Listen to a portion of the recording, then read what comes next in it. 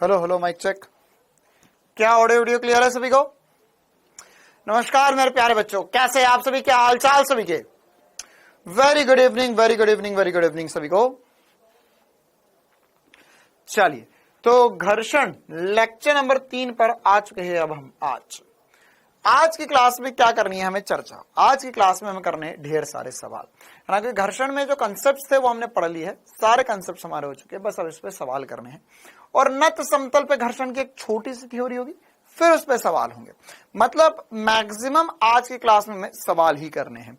तो आज की क्लास में हो सकता है चैप्टर खत्म हो जाए, हो सकता है कि कुछ सवाल बच जाए, तो कल की क्लास में भी हम करें। मतलब 99% चांसेस है कि कल की क्लास में चैप्टर खत्म हो जाएगा। तो जो टेस्ट होगा संडे को, उसमें ये वाले चैप्टर में जो सवाल मैं अभी करवा रहा हूं ये वाले भी आएंगे। ठीक है, चलिए तो करें क्लास की शुरुआत। Very good evening, very good evening. हाँ सौरभ बेटा, आपको भी नमस्कार कर देते हैं हम।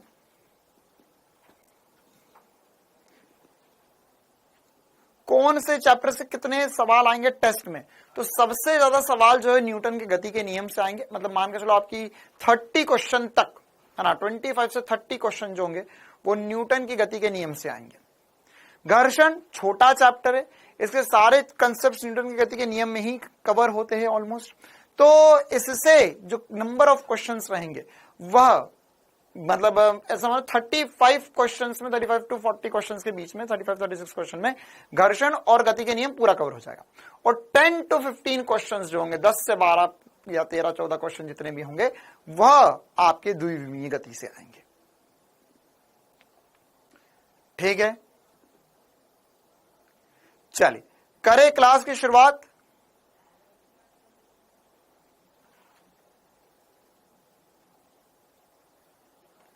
चलो, तो अब हम आज की क्लास में पढ़ने वाले हैं घर्षण, और घर्षण पे करेंगे सवाल। सर कल 2 और 3 क्वेश्चन क्या हुआ बेटा? चाय पी लो, चाय नहीं पीते हम बेटा। हाँ, लेक्चर नंबर 10 के क्वेश्चंस हम डिस्कस करेंगे, चिंता ना करो। आज हम क्वेश्चन से डिस्कस कर लेंगे, उसके भी क्वेश्चन डिस्कस कर लेंगे। ठीक है। अमन पांडे, क्या हुआ तुम्हें? अच्छा, चलिए तो घर्षण में हमें क्या क्या पढ़ना है। तो घर्षण में हम घर्षण पढ़ चुके हैं, घर्षण के प्रकार पढ़ चुके हैं, सीमांत घर्षण पढ़ लिया, गतिज घर्षण पढ़ लिया, गतिज घर्षण के नियम पढ़ लिए, ये सब कुछ पढ़ चुके हैं। अब नत समतल पर या नत तल पर घर्षण, 2 ब्लॉक के निकाय के घर्षण के सवाल बचे हैं, तो ये करेंगे हम। उससे पहले हमें इसमें और भी क्वेश्चन करने, कल कुछ क्वेश्चन कर लिए थे, आज और कुछ नए सवालों से करेंगे हम शुरुआत। तो भैया पहला सवाल आपके सामने आ चुका है स्क्रीन पर, जो कल पढ़ा उसी के आधार पर है सवाल। आपको मिल रहे पूरे 40 सेकंड और आपको बताना है क्या आएगा जवाब। सोच समझकर देना है जवाब। अभिलंब प्रतिक्रिया बल R किसके द्वारा सही प्रदर्शित किया जाता है?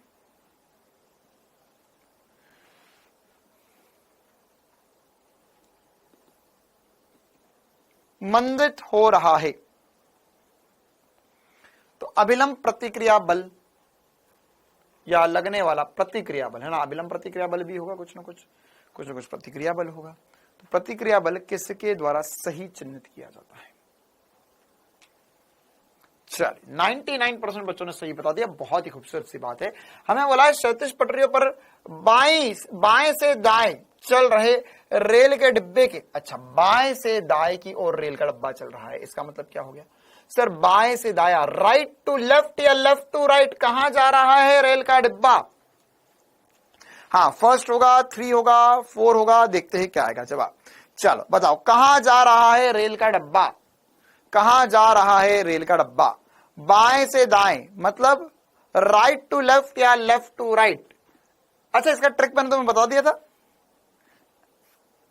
चलिए, ये जा रहा है लेफ्ट से राइट की ओर। कहां जा रहा है सर? ये इस दिशा में गति कर रहा है।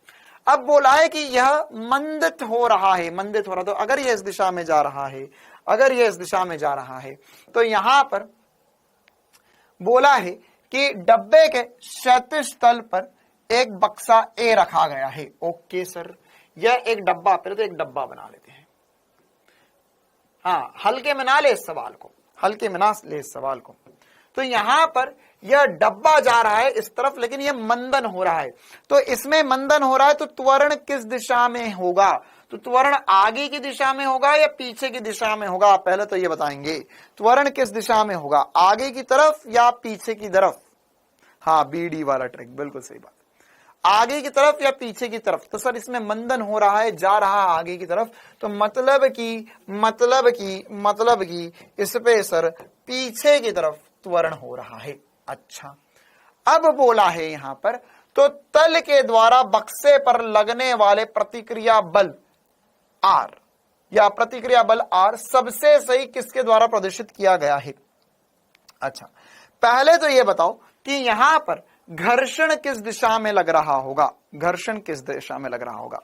तो सर यहां पर क्या हो रहा है, ये डब्बा जो है, ये जो डब्बा है यह जा रहा है आगे की तरफ, लेकिन ये ऐसा है कि आगे चलती हुई गाड़ी पर ब्रेक लगा, आगे चलती हुई गाड़ी पे ब्रेक लगा। तो जब गाड़ी पे ब्रेक लगता है तो हम किस तरफ जाने की कोशिश करते हैं, किस तरफ जाने की कोशिश करते हैं?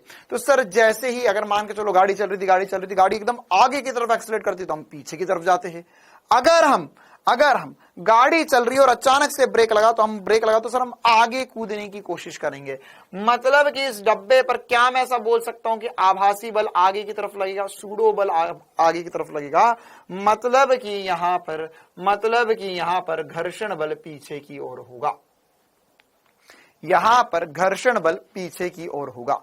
कितनों को ये बात चमकी? सबसे पहली बात तो ये चमकना चाहिए कि यहां पर सर क्या हो रहा है, यहां पर आप गलत डायरेक्शन ले रहे हो। कौन सा डायरेक्शन गलत है बेटा? फिर से देख लेते हैं।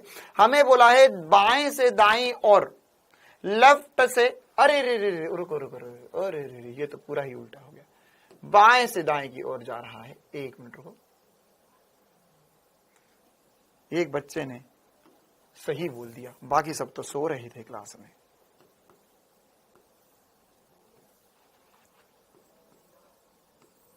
यहां पर यह किस दिशा में जा रहा है? हमने बाएं से दाएं की ओर लेना था, तो यह इस दिशा में गति कर रहा है और त्वरण इस दिशा में है। क्या अब दिशा सही है? क्या अब दिशा? अच्छा, यही बोल रहा था मैं भी, बहुत बढ़िया। चलो, तो यहां पर अगर ये इस दिशा में जा रहा है तो यहां पर फिर से बना देते हैं डब्बा। तो अब क्या हुआ सर? अब यहां पे पीछे की तरफ त्वरण है, मतलब कि फिर से क्या हो रहा है सर? आभासी बल लग रहा है आगे की तरफ। तो अगर आभासी बल लगा आगे की तरफ तो घर्षण बल जो है वह पीछे की ओर लग रहा होगा। कितने बच्चे घर्षण तक पहुंच गए? ये F जो है वो घर्षण का बल है। कितने बच्चे घर्षण तक पहुंच गए? कितने बच्चे घर्षण तक पहुंच गए? क्लियर है कहानी? क्या घर्षण तक की दिशा क्लियर है सभी को? क्योंकि ऑब्वियस सी बात है सर, घर्षण क्या कर रहा है? जिस दिशा में आप गति करने की चेष्टा कर रहे हो उसका विरोध कर रहा है। तो यहां पर अगर गाड़ी जा रही थी इस तरफ, अचानक से ब्रेक लगे तो हम गिरेंगे आगे, अचानक से ब्रेक लगे तो हम गिरेंगे आगे। तो अगर हम आगे गिरे तो घर्षण कहां लगेगा? पीछे। हम अगर आगे गिरने की चेष्टा कर रहे तो घर्षण लगा पीछे। अच्छा, और क्या होगा सर? और होगा यहां पर एक अभिलंब प्रतिक्रिया बल, नॉर्मल ऊपर की तरफ। तो इन दोनों का जो परिमाणी आएगा, क्या मैं बोल सकता हूं, वो इस दिशा में आएगा। तो यहां पर प्रतिक्रिया बल जो होगा उसका बेस्ट ऑप्शन जो होगा वो तीसरा होगा। बेस्ट ऑप्शन जो होगा वो तीसरा होगा। हाँ, त्वरण की विपरीत दिशा में। क्या यह सवाल सभी को क्लियर है? क्या यह सवाल सभी को क्लियर है? चलिए और भी कुछ सवाल करते हैं, एक और मजेदार सवाल। देखो अभी हमें आज सवाल ही करने, आज ओनली क्वेश्चन।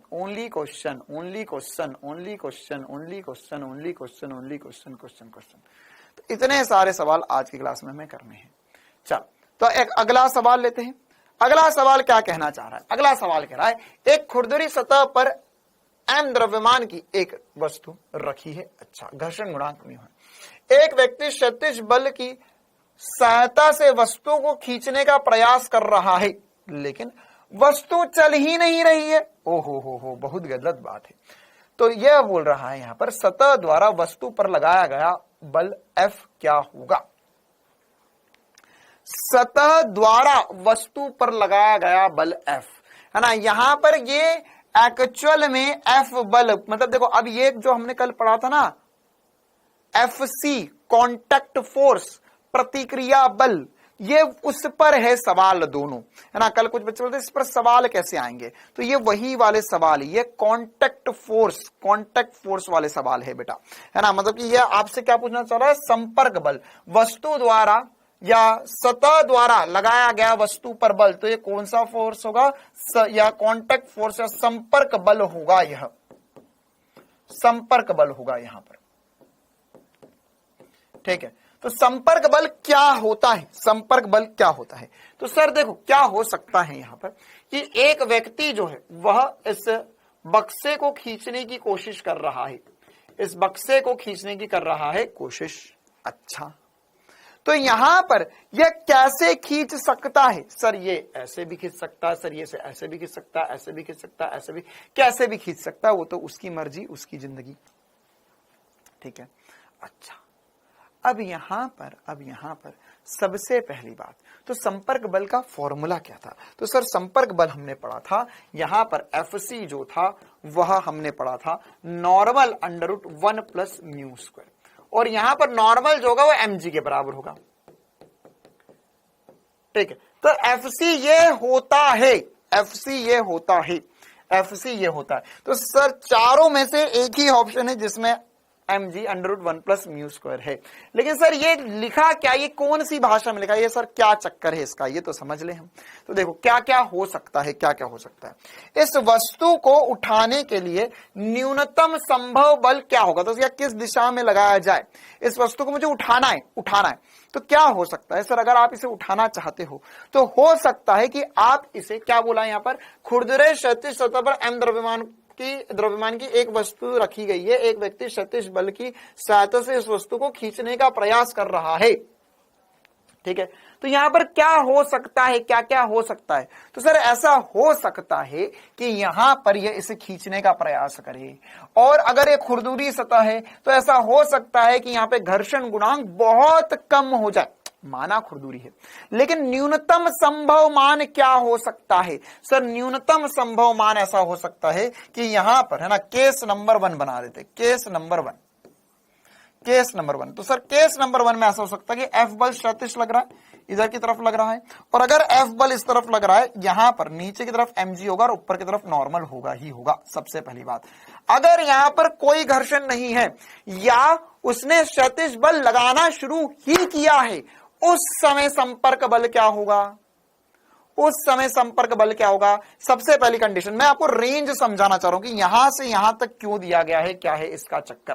तो सबसे पहली बात, उसने अगर मान के चलो यहां पे घर्षण भी है लेकिन उसने खींचना प्रारंभ नहीं किया, उस समय क्या होगा, तो उस समय सर बोला है यहां पर कि सहायता से वस्तु को खींचने का प्रयास कर रहा है, लेकिन वस्तु चल ही नहीं रही है, तो अगर नहीं चल रही है तो इसमें मैक्सिमम क्या होगा, F लिमिटिंग हो सकता है, लेकिन मिनिमम क्या होगा, सर मिनिमम घर्षण बल जो है वो 0 हो सकता है, F जो है वो 0 हो सकता है। और अगर घर्षण बल 0 हो गया तो यहां पर नॉर्मल या FC या जैसे पीछे में R बोला था वो mg के बराबर होगा, ठीक है। लेकिन अगर मान के चलो केस नंबर 2 में व्यक्ति ने लगाया और जोर लगाया, तो अब घर्षण बल भी आ गया, तो अगर घर्षण बल भी आ गया सर, तो हमें पता है इस कंडीशन में क्या होता है, नीचे की तरफ अभी भी mg होगा, ऊपर की तरफ अभी भी नॉर्मल होगा, लेकिन अब पीछे की तरफ घर्षण बल भी लगने लगेगा, और अगर पीछे की तरफ घर्षण बल लगने लगेगा तो इनका परिमाणी जो होगा वह इस तरफ कहीं आएगा, और यह हमारे लिए इनका परिमाणी जो होगा वो इस तरफ कहीं आएगा, और यह हमारे लिए FC हो जाएगा, और इसी की वैल्यू हमने यहां ऊपर लिखी हुई है। क्लियर है कहानी। तो यहां पर अच्छा एक काम करूं क्या यार, ये इसको उठाकर मैं नीचे रख देता हूं ना, ताकि मामला सेट हो जाए। चलिए, तो यहां पर हमें पता चला कि सर FC का न्यूनतम मान क्या आ सकता है कि सर जब वो चल तो इधर भी नहीं रहा, चल तो इधर भी, लेकिन मान के चलो बाह्य बल 0, तो बाह्य बल बढ़ाया, तो न्यूनतम जब बाह्य बल अगर मैं नहीं लगा रहा तो नॉर्मल mg के बराबर होगा, और उसके हमने बढ़ाया तो अधिकतम कितना हो सकता है, अधिकतम इतना हो सकता है। क्यों, क्योंकि यहां पर मैंने लिमिटिंग फ्रिक्शन की बात करी है, सीमांत घर्षण की बात करी है। क्लियर है कहानी? तो क्या ऑप्शन नंबर तीसरा ही होगा और सभी को ये चमका? क्या ये कहानी क्लियर है सभी को? है ना? बी क्यों नहीं होगा, ए क्यों नहीं होगा, फोर्थ क्यों नहीं होगा? क्या ये सभी को चमका?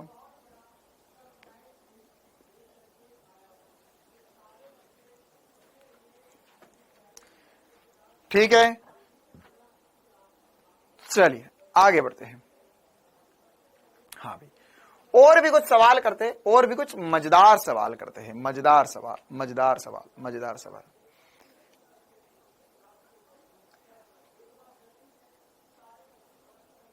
एक बार फिर से देखो, एक बार फिर से बता देते हैं क्या कह रहा है सवाल। सवाल में बोला है कि हमारे पास एक ब्लॉक रखा हुआ है, अब इस ब्लॉक को खींचना है,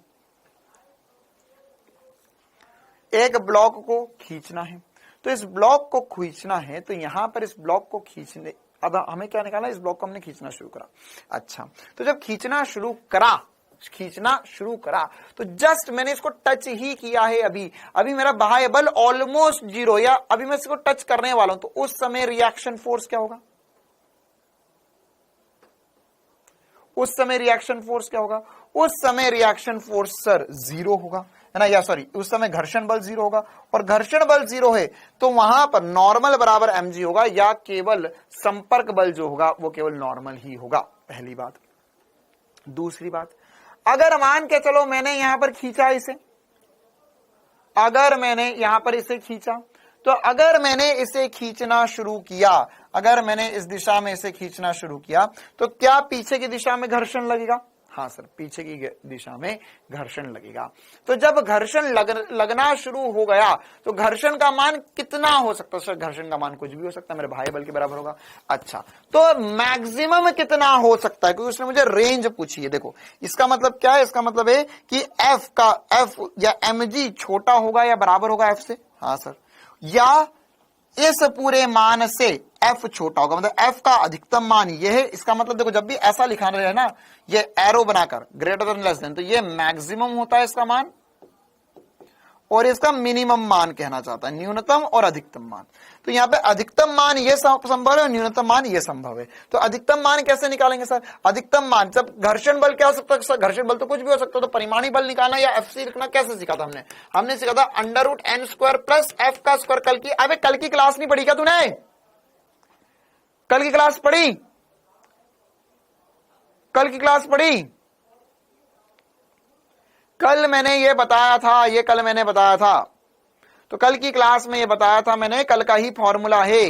कुछ आ गए अपनी बैंगन जैसी शकल लेकर, कीड़े वाले बैंगन, गड्ढे वाले बैंगन, कि सर हमने तो गड्ढा हो गया सर, कल तो नहीं पढ़ा सर, लेकिन आज फिर से बताओ। क्यों? क्योंकि हम ज्यादा इंटेलिजेंट है, ये जो 5-6 हजार बच्चे बैचमेट है सर, ये सब बेवकूफ है सर। सर कुछ नहीं, इनको तो छोड़ो आप एक ही चीज पढ़ाते रहो 4 दिन तक लगातार, 4 दिन तक लगातार, है ना? एक बार ऐसा ही हुआ था हमारे साथ कॉलेज में। हम कॉलेज में थे, तो कॉलेज में एक सब्जेक्ट था, उस सब्जेक्ट की क्लास हफ्ते में 2 दिन लगती थी। तो उन 2 दिनों में भी क्या होता था, कभी किसी दिन टीचर में प्रोफेसर को कुछ काम वाम आ जाता था, तो वो दूसरे कामों में लग जाता था। कभी दिवाली आ रही है, कभी कुछ छुट्टी हो रही है, कभी किसी बारिश के कारण छुट्टी हो गई, कभी बच्चों ने सोचा कि आज सब मिलकर छुट्टी करेंगे। ठीक है, तो यही कार्यक्रम चलता रहा 4-5 महीने तक, 4-5 महीने तक। तो फिर हमें 4-5 महीने बाद पता चला, हमने सोचा कि अब एग्जाम आने वाले, तो देख लेते टीचर ने क्या पढ़ाया। तो हमें पता चला कि टीचर ने या मास्टर साहब ने पूरे 4 महीने में केवल एक ही टॉपिक पढ़ाया, एक ही टॉपिक पढ़ाया। कैसे? उन्होंने स्टार्टिंग में एक बात पढ़ाई, फिर उसके बाद में 1-2 दिन, मतलब हफ्ते में 2 ही क्लास होती थी, तो वो 1-2 बार वो बीमार पड़ गए, वो नहीं है। फिर उसके अंदर अगली बार आए तो बच्चों ने बोला सर पिछली बार को तो हम भूल गए, आप फिर से वो रिवाइज करवा दो। तो रिवाइज करवाई, क्लास खत्म हो गई इसी चक्कर में। फिर उसके अगली बार क्या हुआ कि जो बच्चे, है ना, बहुत बड़ा बैच था, 60-70 बच्चे थे, तो क्लास में मतलब 30-40 चले जाते थे। तो अगली बार बच्चे गए, बोले सर वो तो हम तो नहीं आए थे उस क्लास में, हमको तो याद ही नहीं आपने क्या पढ़ाया था। फिर सर ने वही पढ़ा दिया। फिर उसके अगली बार जो ये 20-30 बच्चे पढ़े थे वो नहीं आए और दूसरे वाले आ गए। तो यही चक्कर चलता रहा 3-4 महीने तक। और फिर आखिरी में हमने पता करा कि भैया सिलेबस क्या है, आने क्या वाला है, एग्जाम में इस सब्जेक्ट में।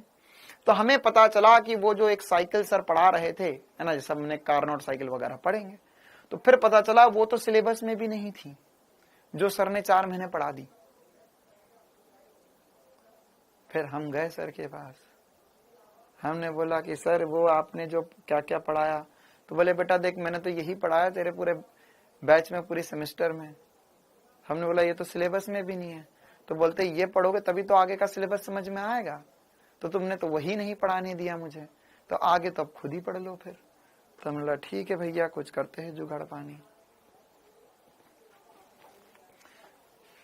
देखो तो ये वाली बात मैंने कल पढ़ाई थी, है ना, मतलब कि ये बात मैं तुम्हें क्यों समझा रहा हूं, क्योंकि मेरी क्लास शुरू हो जाती है 45 पे, है ना, 45 से अब चलो 5 मिनट हलो हाय करने में निकल गए, 50 हो गए। अब बज चुके हैं 6:08, 6:10 हो जाएंगे अगले सवाल पे जाने पे। मतलब 20 मिनट में मैंने वो बताया जो कल बता चुका था मैं। ठीक है, चलो देखो फिर से एक और बात 10 मिनट तक समझेंगे। मिनिमम मान जो होगा, न्यूनतम मान जो होगा वो कैसे निकालेंगे सर? सर जब घर्षण बल है तो घर्षण बल का न्यूनतम मान कितना हो सकता है? 0 हो सकता है। सारी कहानी किस पर निर्भर कर रही है सर? हमें निकालना है कांटेक्ट फोर्स। फिर से समझते, चलो बढ़िया, कांटेक्ट फोर्स निकाल दो। कांटेक्ट फोर्स होता है √n² + f का स्क्वायर। ये कल हमने कांटेक्ट फोर्स समझा था। ठीक है, अब घर्षण बल पर ही निर्भर कर रहा है, तो हमें न्यूनतम और अधिकतम मान निकालना। क्यों? क्योंकि देखो घर्षण बल में हमने सीखा था, स्टैटिक घर्षण में परसों की क्लास में सीखा था कि स्टैटिक घर्षण जो है वह वेरिएबल होता है, उसका मान फिक्स नहीं होता, उसका मान निर्भर करता है हमारे बाह्य बल पर। तो ऐसा हो सकता है कि यहां पर F जो है वह 0 हो जाए, तो घर्षण बल का न्यूनतम मान क्या हो सकता है सर? 0 हो सकता है। तो अगर घर्षण बल का न्यूनतम मान 0 होगा तो यहाँ पे FC ये तो 0 हो गया, तो FC बराबर किसके होगा? mg के। तो ये आ गया इसका मिनिमम, है ना। जब भी ऐसा एरो करके लिखा जाए, मतलब इधर मिनिमम लिखा हुआ होता है, इधर मैक्सिमम लिखा हुआ होता है। कल का होमवर्क आ गया बेटा, एक बार चेक कर लेना आप। इसी प्रकार से केस नंबर 2, केस नंबर 2 में क्या है? केस नंबर 2 में ये है सर कि यहां पर अगर हमारे पास mg जो है वो तो ये F0 हो गया। अच्छा सर F0 हो गया तो इससे mg के बराबर आ गया। केस नंबर 2 में F का फ्रिक्शन का मान बढ़ेगा, हमने बाह्य बल बढ़ाया, तो यहां पर घर्षण का अधिकतम मान कितना संभव है? तो घर्षण का अधिकतम मान जो संभव है वो म्यू इंटू नॉर्मल संभव है। तो F बराबर म्यू इंटू नॉर्मल। तुम बोलो तो फिर से सॉल्व करके बता दूं, कल जो बताया था। तो यहाँ पे म्यू इंटू नॉर्मल रखा, तो यहां से अधिकतम मान आ गया। तो ये जो अधिकतम मान है ना, यहां पर जो अधिकतम मान है यह संपर्क बल का अधिकतम मान है, ये न्यूनतम मान है। तो यह हमने आज की क्लास में कर लिया। एक बच्चे की एक और डिमांड है, सर पढ़ाई लिखाई तो ठीक है, आप ना क्वेश्चन नंबर डाल दो। तो पढ़ाना मत आप, अब क्वेश्चन नंबर डालो आप। ठीक है बेटा, क्वेश्चन नंबर डाल देते हैं। आ गया समझ में? आगे बढ़े या एक और बार समझाऊं इसी चीज को? चलिए क्वेश्चन नंबर 3 की तरफ बढ़ते हैं। एक और मजेदार सवाल, सवाल क्या कहना चाह रहा है? विरामावस्था में स्थित 20 किलो द्रव्यमान के एक ब्लॉक को गति प्रारंभ कराने के लिए 75 न्यूटन बल की आवश्यकता होती है। अच्छा, इसके पश्चात ब्लॉक की नियत वेग से गति के लिए 60 न्यूटन बल आवश्यक है। स्थैतिक घर्षण गुणांक का मान क्या होगा? स्थैतिक घर्षण गुणांक का मान क्या होगा? ठीक है, तो कैसे करेंगे इस सवाल को? क्या क्या बोला है देखो, स्थैतिक घर्षण गुणांक का मान क्या होगा। तो हमसे बेसिक सी बात पूछी कि जब वस्तु रुकी हुई थी तो उस समय सीमांत घर्षण जब लगता है तब स्थैतिक घर्षण गुणांक निकलता है। तो यहां पर क्या हम इसे सॉल्व कर सकते हैं? हमें बोला गया है, लिख देता हूं सीधे सीधे, द्रव्यमान दिया हुआ है 20 किलो और सीधा रखा हुआ है ये जमीन पर, सीधा रखा हुआ है ये जमीन पर। तो इस कंडीशन में हम बोल सकते हैं सर यहां पर नीचे की तरफ 20g लगेगा mg, और यही बराबर होगा नॉर्मल के। ओके, अब जब ये गति प्रारंभ करना शुरू कर रहा था तो गति प्रारंभ करने के लिए कल के स्लाइड कहां है? क्या नाम है इस बच्चे का? दुर्वेश। बधाई हो दुर्वेश, आपका कोर्स 2 दिन के लिए ब्लॉक हो चुका है। आपने क्लास को डिस्टर्ब किया, कल की स्लाइड मिल गई है, बाकी सब बच्चे नहीं बोल रहे, मतलब बाकी सबको मिल गई होगी। ठीक है, मतलब आपने क्लास को करा है परेशान। कॉन्ग्रेचुलेशंस। देखो तो यहां पर हमें द्रव्यमान कितना दिया हुआ है, द्रव्यमान दिया हुआ है 20 किलो। तो अब हमें क्या निकालना है, स्थैतिक घर्षण गुणांक। तो स्थैतिक घर्षण गुणांक निकलेगा सर लिमिटिंग फ्रिक्शन बराबर होगा म्यू इंटू नॉर्मल के। सीमांत घर्षण, क्योंकि 75 न्यूटन का बल आवश्यक है, तो 75 बराबर होगा म्यू इंटू एम जी। तो कितना आएगा आंसर सर, 75 बराबर होगा म्यू इंटू 20 इंटू 10। तो ये हमारे पास आंसर आ जाएगा 75/200। कितनी वैल्यू आ गई, कितनी वैल्यू आ गई? स्लाइड आया या नहीं आया?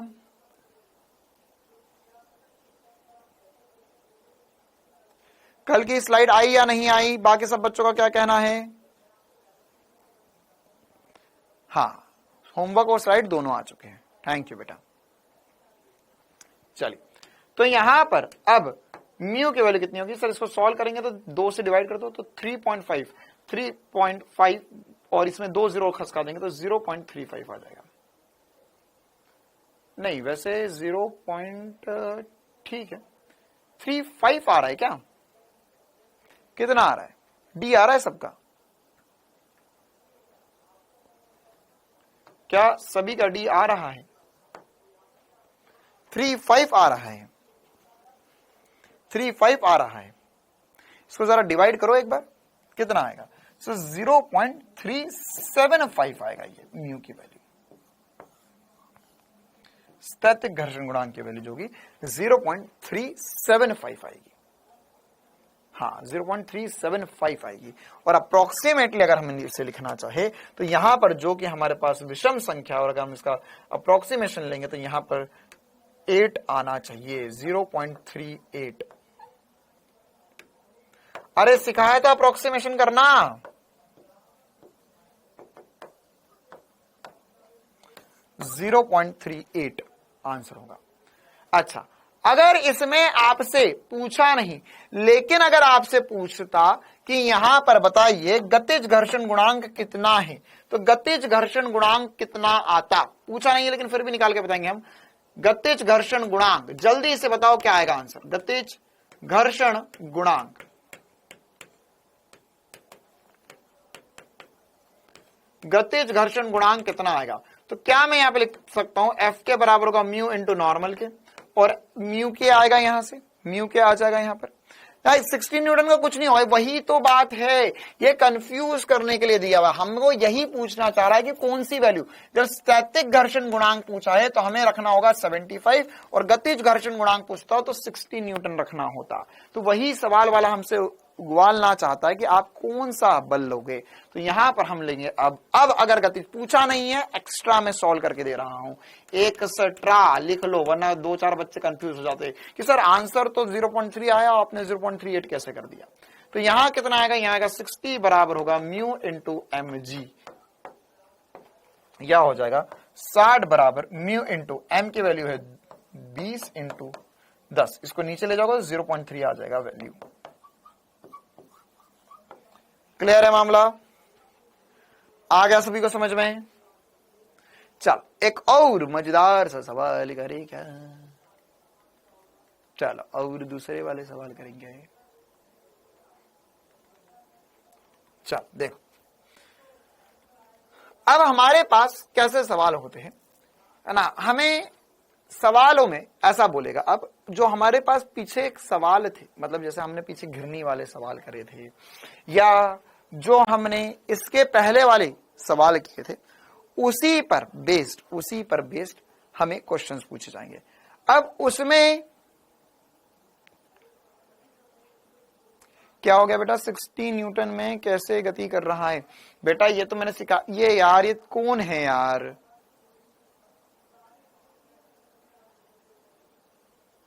सब कुछ पढ़ा लिखा के मेहनत बर्बाद करने पे तुले हुए है। ये 60 न्यूटन पे कैसे गति कर रहा है? सिखाया था ना बेटा कि यहां पर जब वह गति करना शुरू कर देता है, या तुम लोग पढ़कर नहीं आते हो क्या? अगर अब किसी का ऐसा कमेंट आया जिससे मुझे लगता है कि इसने पुरानी क्लास नहीं देखी है, ये बस अपनी बैंगन जैसी गड्ढे वाली शकल लेकर आ गया, तो मैं कोर्स ब्लॉक करवा दूंगा सीधे सीधे। और अब धमकी बहुत दे ली मैंने, अब करवाना शुरू कर दूंगा मैं। पिछली 2 क्लासेस से यही सब कुछ मैं पढ़ाया जा रहा हूं, है ना। मेरे को लग रहा है मैं एक्चुअली में चक्कर ये है कि मैं तुम्हें ज्यादा पढ़ा रहा हूं और अच्छा पढ़ा रहा हूं, है ना। मुझे अभी कहना नहीं चाहिए मुझे लाइव क्लास में, लेकिन मुझे पता चला अभी रिसेंट में, ठीक है, कि कुछ जगहों पर, जहां पर एक और जगह हिंदी मीडियम का कोर्स लॉन्च किया गया था 2500 3000 वाला, तो उसमें जितनी देर में मैंने तुम्हें न्यूटन के गति तक पढ़ाया, उनकी आधी से ऊपर 11th खत्म हो चुकी है, इतने ही टाइम में, ठीक है। और शायद मैं जब आधी 11th खत्म करूंगा, उनकी पूरी 11th खत्म हो जाएगी, और मैं जब 12th तक पहुंचूंगा तो आधा 12th, मतलब उनका तो मेरे को लगता है दिवाली के पहले सिलेबस खत्म हो जाएगा। तुम भी चाहो तो मैं तुरंत उस मोड पे आ जाता हूं, ऐसा गियर बदलूंगा, कोई सवाल नहीं। वो बहुत आसान चीज होती, क्योंकि मैं तुम्हें जितने ज्यादा सवाल करवाऊंगा तो तुम उतने ज्यादा भटकोगे, ठीक है। तो बस लगातार थ्योरी 2 सवाल, थ्योरी 2 सवाल, थ्योरी 2 सवाल, समझ में तो वैसे आ नहीं रहा है। सच बोल रहा हूं, ये मुझे कल ही परसों पता चला। एक बच्चा सेमिनार में आ गया था, बोलता सर मेरे बहुत सारा बैकलॉग हो गया, बोलता कि सर मेरा तो घ्रूणी गति तक बैकलॉग है। मैंने कहा तेरा दिमाग खराब हो गया क्या, कौन से बैच में, ये बता तो पहले। तो बोलता सर मैं तो यहां पर नहीं पढ़ रहा। तो बहुत ही बढ़िया बेटे, तो इतनी रफ्तार में कैसे पढ़ा रहे। देखो, तो यहां पर ये वाली बातें मैंने पिछली क्लास में भी समझाई थी कि जब व्यक्ति को या अगर कोई भी वस्तु को चलना होगा तो स्थैतिक घर्षण या सीमांत घर्षण का मान ज्यादा होता है, और जब वो गति कर जाती है तो गतिज घर्षण लगता है, जिसका मान कम होता है जो सीमांत घर्षण है उससे।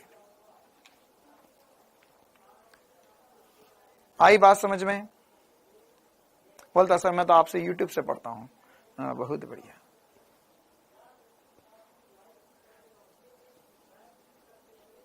चलो हाँ, आगे बढ़ते हैं। अब हमें कुछ इस प्रकार के सवाल करने हैं, है ना, कुछ इस प्रकार के सवाल करने हैं। कैसे सवाल करने हैं? हमें करना है सवालों में, हमने जो सवाल कर लिए हैं उस प्रकार के सवालों में घर्षण के बेसिस पे क्वेश्चंस करना है। जैसे सवाल में बोला है कि ब्लॉक ए और बी को चित्र अनुसार लगाया गया है, घिरनी घर्षण रहित है, ए द्रव्यमान, ए का द्रव्यमान 10 किलो, ये 10 किलो का द्रव्यमान है, ए का सतह के साथ घर्षण गुणांक का मान 0.2 है। अच्छा, यहां पे घर्षण गुणांक है। गति प्रारंभ करने के लिए बी का न्यूनतम द्रव्यमान क्या होना चाहिए, बी का न्यूनतम द्रव्यमान क्या होना चाहिए, ठीक है। तो यहां पर इसके बेसिस पर या कैसे हमको क्वेश्चन करना होगा, क्या बेसिस है इस सवाल का, वो देखते हैं। देखो, इस क्वेश्चन को करने के लिए मैं एक बार आपको M1 M2 से ये वाला सवाल सॉल्व करवा रहा हूं, फिर हम वैल्यू रख देंगे, आंसर आ जाएगा, आगे बढ़ जाएंगे, खुश हो जाएंगे। देखो, तो सवाल में क्या बोला गया है? सवाल में बोला गया कि यहां पे एक है घिरनी और ऐसे ऐसे कुछ चक्कर चल रहा है सर यहां पे। तो यहां पे ये द्रव्यमान है MB और ये द्रव्यमान है MA, ठीक है। तो अब इसमें यहां पर ये जो MB है, इसका द्रव्यमान कितना होना चाहिए ताकि ये ठीक गति कर जाए या जस्ट गति करना प्रारंभ कर दे। तो क्या मैं ऐसा बोल सकता हूं, देखो, अब घर्षण जब आ जाएगा तो अब हमारे सवालों में क्या अंतर आ जाएगा, जब घर्षण आ जाएगा तो हमारे सवालों में किस प्रकार का परिवर्तन हो जाएगा। तो अब हमें ये बात समझ में आनी चाहिए सर कि इसमें हम जो पहले कर रहे थे FNET, वो SP स्टार वाला मेथड ही लगाएंगे। तो हमने इसमें सीखा था कि सर MB या नीचे वाला द्रव्यमान जो इस पूरे निकाय को चला रहा है, क्या मैं एक लाइन में ऐसा लिख सकता हूं? क्या एक लाइन में, देखो त्वरण भी पूछ सकता है आपसे, लेकिन क्या मैं अभी एक लाइन में ऐसा लिख सकता हूं कि इसका जो त्वरण होगा वो बराबर होगा FNET बटे में द्रव्यमान, ठीक है। तो यहां पर अगर इस या गति कर जाता, त्वरण आ जाता, तो क्या यहां पर त्वरण का मान होता इसमें लगने वाला mg, और इसमें पीछे की तरफ घर्षण लग रहा है। मैं FBD से नहीं बनाऊंगा, मैं SP स्टार से ही सवाल बनाऊंगा सीधे। तो क्या मैं यहां पर ऐसा बोल सकता था कि MB इंटू MBG, मतलब इसका द्रव्यमान इंटू जी माइनस घर्षण बटे में MA प्लस MB इसका त्वरण होता। अभी मुझसे त्वरण नहीं पूछा, लेकिन क्या मैं ये डायरेक्ट लिख सकता था? माइनस घर्षण क्यों कर दिया? कि इस पूरे निकाय को रोकेगा कौन? घर्षण रोकेगा। घर्षण रोकेगा। और घर्षण का अधिकतम मान जो होगा वह सीमांत घर्षण होगा, और सीमांत घर्षण या घर्षण का अधिकतम मान जो होगा वो म्यूएस इंटू नॉर्मल होगा। और ये किसका नॉर्मल होगा सर? ये यहां का नॉर्मल होगा, क्योंकि घर्षण जिस सतह पर लगेगा उसका नॉर्मल, मतलब ये ma इंटू जी के बराबर होगा, या म्यू MAG के बराबर होगा। ये कितनों को ये बात चमक चुकी है कि हाँ सर, यहां पे जो घर्षण का बल होगा वो घर्षण का बल इसे रोकना चाह रहा है, वो घर्षण का बल इसे रोकना चाह रहा है। तो ये घर्षण का बल विपरीत दिशा में लगेगा, और ये किसके बराबर होगा? म्यू इंटू नॉर्मल या म्यू इंटू MAG के बराबर होगा, हाँ या ना? और अगर हाँ ये बात भी है, चमक गई तुम्हें, तो अब इसमें हमने त्वरण निकाल देंगे। सर त्वरण नहीं पूछा, हमें बोला कि त्वरण ना हो या जस्ट गति प्रारंभ करना शुरू कर जाए, तो क्या उस कंडीशन में ऐसा होना चाहिए? इस पूरे निकाय पे एफ नेट शून्य होना चाहिए, या मैं लिख सकता हूं सर कि इसमें MB इंटू जी या MBG इसे चलाना चाहता है, बी का द्रव्यमान इंटू जी इसे चलाना चाहता है, और घर्षण इसे रोकना चाहता है। और ये दोनों अगर आपस में बराबर हो जाए तो बात बन जाए। मतलब इसको आगे की तरफ कौन खींच रहा है सर? ये MB इंटू जी खींच रहा है। पीछे की तरफ कौन रोक रहा है? घर्षण रोक रहा है। और घर्षण जो होगा वह किसके बराबर होगा गुरुजी? घर्षण होगा म्यू इंटू MAG के बराबर। तो जी से जी कट गया, तो यहां से ये आ गया है, ये आ गया है MB की वैल्यू जो होगी वो म्यू MA के बराबर होगी। ये चाहो तो आप इसका रट्टा भी लगा सकते हो बिना किसी समस्या के, बिना किसी समस्या के सर इसका रट्टा लगा लो। क्या है ये कंसेप्ट, या इसका क्या रट्टा लगा सकते हो? ये लगा सकते हो आप, हाँ T बराबर टेंशन हो सकता है, वही वाली बात है। देखो यहाँ पर क्या रट्टा लगा सकते हो, पहले तो ये समझ लो, फिर मैं वो वाला कंसेप्ट भी बता देता हूं एक बार। क्या रट्टा लगा सकते हो कि इसको खींचना कौन सा द्रव्यमान चाहता है? ये वाला। रोकना कौन सा चाहता है? ये वाला। तो घर्षण किसमें लगेगा? इसमें। तो म्यू इंटू रोकने वाला द्रव्यमान बराबर होगा खींचने वाले द्रव्यमान के। क्या बोल रहा हूं? खींचने वाला द्रव्यमान जो होगा बराबर होगा म्यू इंटू रोकने वाले द्रव्यमान के। बस ये आंसर हो गया हमारा। क्लियर है मामला? तो अब इसमें हमने कैसे करा फिर से देख लेते। यहां पर MG नीचे लग रहा है, इसमें ऊपर की तरफ। अगर कोई चाहता कि नहीं सर तनाव वाले कंसेप्ट से भी बताओ, तनाव भी लेकर आओ, तो तनाव से भी समझ सकते हैं कि सर यहां पर ऊपर की तरफ तनाव लग रहा है, नीचे की तरफ MB इंटू जी लग रहा है। यही तनाव T इसमें आगे की तरफ लगेगा और पीछे की तरफ घर्षण लगेगा। तो घर्षण बराबर होना चाहिए तनाव बल के, और तनाव बराबर होना चाहिए MB इंटू जी के। तो डायरेक्टली मैं लिख सकता हूं घर्षण और MG या B के लिए MG बराबर होना चाहिए, MBG बराबर होना चाहिए। क्लियर है मामला? आगे बात समझ में? तो क्या अब ये वाला सवाल बिना पेन उठाए कर सकते हो सभी? क्या ये वाला सवाल बिना पेन उठाए कर सकते हो सभी? क्या आएगा जवाब? 10 सेकंड में बताना है जवाब, जल्दी से 10 सेकंड में बताना है जवाब। क्या आएगा जवाब? सर ये वाला जो द्रव्यमान होगा म्यू इंटू इसका द्रव्यमान है 10 किलो, 10 किलो, और यहां पे घर्षण गुणांक दिया हुआ है 0.2। तो क्या 10 इंटू 0.2 मतलब 2 किलो आ चुका है जवाब? क्या 2 किलो जवाब आ चुका है? MB की जो वैल्यू होगी वो बराबर होगी म्यू इंटू MA के, या हो जाएगा, यह हो जाएगा म्यू 0.2 इंटू 10 के, या हो जाएगा 2 किलो के बराबर। क्लियर है मामला? चमका सभी को? अगर ये भी है चमकता तो अगला सवाल आपको बहुत आसान लगना चाहिए।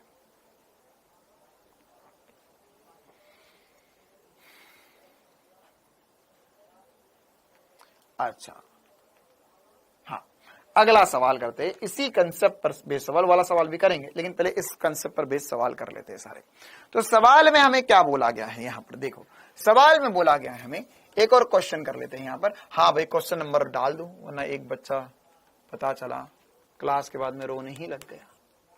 घर वालों ने पूछा काहे रो रहा है? सर ने क्वेश्चन नंबर नहीं डाले इसलिए मैं पढ़ाई नहीं करूंगा।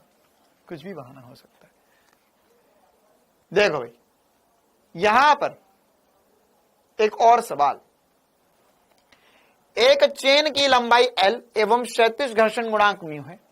चेन के लटके हुए भाग की वह अधिकतम लंबाई ज्ञात कीजिए जिससे कि चेन बिना फिसले टेबल से लटकती रहे। मतलब क्या कहना चाहता है कि यहां पर ये एक टेबल है, ये एक टेबल है, अभी जो करा ना उस पर ही बेस, बिल्कुल डिक्टो कॉपी पेस्ट कंसेप्ट।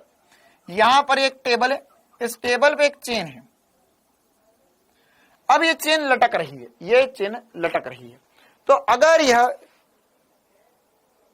यहां पर यह चेन लटक रही है, मतलब गति नहीं करवानी है, बस लटक रही है, और वह बोला है कि अधिकतम लंबाई ज्ञात कीजिए। अच्छा, मैंने बोल दिया मान के चलो इसकी अधिकतम लंबाई जो है वो x हो जाए, x। ठीक है, तो यहां पर यह भाग नीचे लटका हुआ है। ओके, तो बचा हुआ भाग क्या l माइनस एक्स हो जाएगा। तो अब हमें पता करना है कि यह भाग अधिकतम कितना हो सकता है। क्या ऐसा मैं बोल सकता हूं कि यहां पर जैसे पिछले कंसेप्ट में हमने बात समझी कि यहां पर ये जो द्रव्यमान नीचे लटका हुआ है इसको ये खींचना चाहता है, तो क्या ऐसा भी मैं कर सकता हूं। ये जो मैंने द्रव्यमान युक्त रस्सी वाले कंसेप्ट पढ़े थे उसी पर बेस्ड है ये पूरा कार्यक्रम। तो उसमें मैंने क्या समझा था, उसमें मैंने ये समझा था कि सर दो तरीके, या तो इस रस्सी को काटो, यहां से इसको उठा के एक डब्बे में डाल दो, इसको पूरे को उठा के दूसरे डब्बे में डाल दो। क्या ऐसे डब्बे में डाल कर मैं कार्यक्रम कर सकता हूं, है ना। तो क्या मैं ऐसा बोल सकता हूं, या आप डायरेक्ट भी कर सकते हो बिना डब्बे में डाले भी। क्या मैं ऐसा बोल सकता हूं कि सर यहां पर एक डब्बा रखा हुआ है जिसके अंदर l माइनस एक्स का द्रव्यमान है और नीचे वाला डब्बा है इसमें x का द्रव्यमान है। तो एग्जैक्ट वही का वही कंसेप्ट बन गया। द्रव्यमान युक्त रस्सी में क्या समझा था कि काट कर उसको डाल दो उसमें डब्बे में। या मुझे यह भी पता था कि सर अगर डब्बे वाला कंसेप्ट ना करूं तो मैं ये भी बोल सकता हूं कि यहां पर ये जो लटकी हुई चेन है यह कितना तनाव उत्पन्न कर रही होगी, कितना नीचे की तरफ इसमें बल लग रहा होगा, सर ये mg लग रहा होगा। अच्छा, तो क्या ऐसा कुछ हमने पढ़ा था कि जब हमारे पास m द्रव्यमान है, लंबाई l है, या l लंबाई है, m द्रव्यमान है, तो इकाई लंबाई में द्रव्यमान जो है m बटा l उसे हमने लैम्डा बोला था, तो इसका द्रव्यमान कितना होगा। क्या नीचे वाले का द्रव्यमान, इसका द्रव्यमान mb जो है वो लैम्डा इंटू एक्स लिख सकता हूं, और ma जो है वह lambda into l minus x लिख सकता हूं। कितनों को ये याद है सर, इकाई लंबाई में द्रव्यमान जो है वह लैम्डा कहा गया था। इकाई लंबाई में जो द्रव्यमान है उसे क्या बोला था हमने, लैम्डा बोला था। आया कुछ याद, इकाई लंबाई में जो द्रव्यमान है उसे हमने क्या बोला था, लैम्डा बोला था। ठीक है, तो अगर यहां पर आपको अच्छा लगता है लैम्डा बोलो या फिर आप m बाय एल भी कर सकते हो। तो अगर मैं जो पीछे कंसेप्ट पढ़ा उसी को लगा दूं सीधे सीधे, तो mb बराबर होगा म्यू ma के। तो मेरा सवाल हो चुका है खत्म। या यहां पर m की जगह मैं रखूंगा लैम्डा इंटू एक्स बराबर होगा mu into lambda into l minus x. बस लैम्डा ने लैम्डा को काट दिया। या आप चाहते तो इसमें उल्टा कंसेप्ट भी लगा सकते थे, लैम्डा वेवलेंथ होता है। शानू खान, बेटा क्या शानू आपका ही नाम है, शानू नाम किसी का भी हो सकता है ना। आपने कॉपीराइट थोड़ी ना बना लिया कि और कोई शानू नाम लेगा तो मैं इस पर केस कर दूंगी, वैसी बात है। लैम्डा कुछ भी हो सकता है। लैम्डा जैसे ABCD होता है, अल्फा बीटा गामा लैम्डा पाई ओमेगा सीटा ये सब होता था। चलो, तो यह लैम्डा से लैम्डा कट गया। या आप इसका दूसरा कंसेप्ट भी लगा सकते हो। क्या आप सीधा ऐसा मान लेते कि सर हमें बोला एक समान रूप से द्रव्यमान वितरित है, तो यहां पर इसका द्रव्यमान कितना होगा सर, इसमें लंबाई x है तो इसमें द्रव्यमान की जगह x रख दिया, इसकी लंबाई l माइनस एक्स है तो इसमें द्रव्यमान की जगह l माइनस एक्स सीधे रख सकते थे। क्यों? क्योंकि जितना द्रव्यमान उतनी लंबाई, तो जितनी लंबाई उतना द्रव्यमान। तो यहां पे बचा x बराबर होगा mu into l minus x. हमें निकालना है x का मान। क्या निकालना है? x का मान। हाँ राज बेटा, उस क्वेश्चन में लिखा हुआ था कि वहां पर गति नहीं करवानी, तो गति नहीं करवाई ना। 2 किलो का होगा तब गति नहीं करेगा, 2 से ज्यादा होगा तो गति कर जाएगा। ठीक है, तो वैसी ही बात है यहां पर ये x की वैल्यू, तो x की वैल्यू कितनी आएगी, ये होगा x बराबर mu L minus mu into x. तो इस तरफ आ जाएगा तो जाएगा x प्लस म्यू एक्स बराबर होगा म्यू एल के। तो यहां से x कॉमन आ जाएगा और हो जाएगा 1 प्लस म्यू बराबर होगा म्यू एल के, या x की वैल्यू जो हो जाएगी हो जाएगा म्यू एल अपॉन में 1 plus mu, mu L upon में 1 प्लस म्यू। तो मतलब इससे ज्यादा अगर आपने वैल्यू रखी तो इससे ज्यादा लंबाई अगर नीचे आई तो ये नीचे गिर जाएगी, अगर इससे कम रही तो ये यहीं पर ही टिकी रहेगी। क्लियर है मामला? क्या म्यू की वैल्यू दी जाए तो आप लंबाई निकाल सकते हो, या लंबाई आपको बोले कि आधी चेन नीचे लटकनी चाहिए तो उसके लिए म्यू की वैल्यू बताओ। क्या इस प्रकार के क्वेश्चन कर पाओगे? क्या इस प्रकार के क्वेश्चन कर पाओगे? क्लियर है? चलो एक क्वेश्चन बस मुझे करके बता दो, क्योंकि आज जिस प्रकार के तुम लोगों ने डाउट पूछे तो मेरे दिल में बेचैनी सी आ चुकी है, तो मेरे दिल को सुकून मिल जाए थोड़ा सा, इसलिए बस एक क्वेश्चन करके बता दो। यार क्वेश्चन बस आपको फॉर्मूले की वैल्यू में, फॉर्मूले में वैल्यू पुट करनी है और आंसर लेकर आना है, ठीक है? तो कृपया गलत ना बताया जवाब। आपको बताना है म्यू का मान क्या होना चाहिए यदि मेज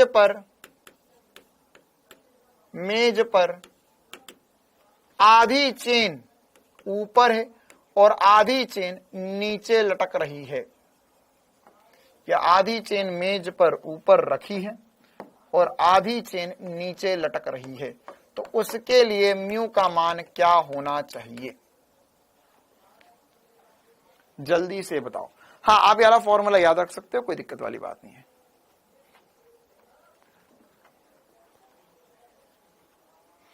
हाँ, आपसे सीधे ये भी पूछ सकता है या आपसे ये भी पूछ सकता है।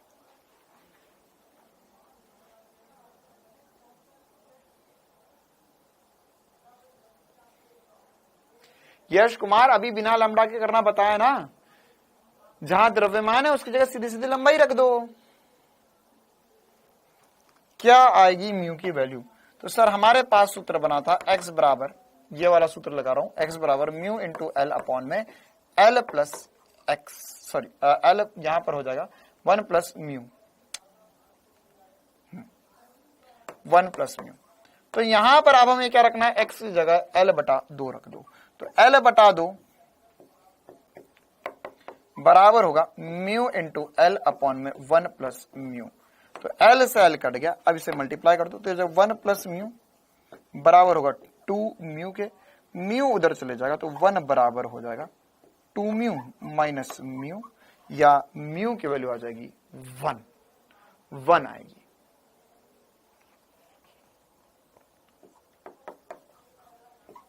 अगर घर्षण गुणांक 1 हो जाए, हो सकता है घर्षण गुणांक, हो सकता है ऐसे भी थ्योरेटिकल क्वेश्चन बन सकते हैं ना कि घर्षण गुणांक क्या हमेशा 1 से कम होता है? नहीं, ऐसा मैंने कहीं नहीं लिखवाया है ना।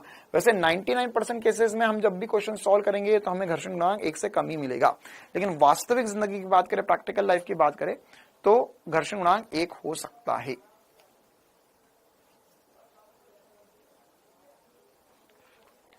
क्लियर है? आगे बढ़े। इसी कंसेप्ट पर बेस्ड एक और सवाल नीट में पूछा गया था 2014 में।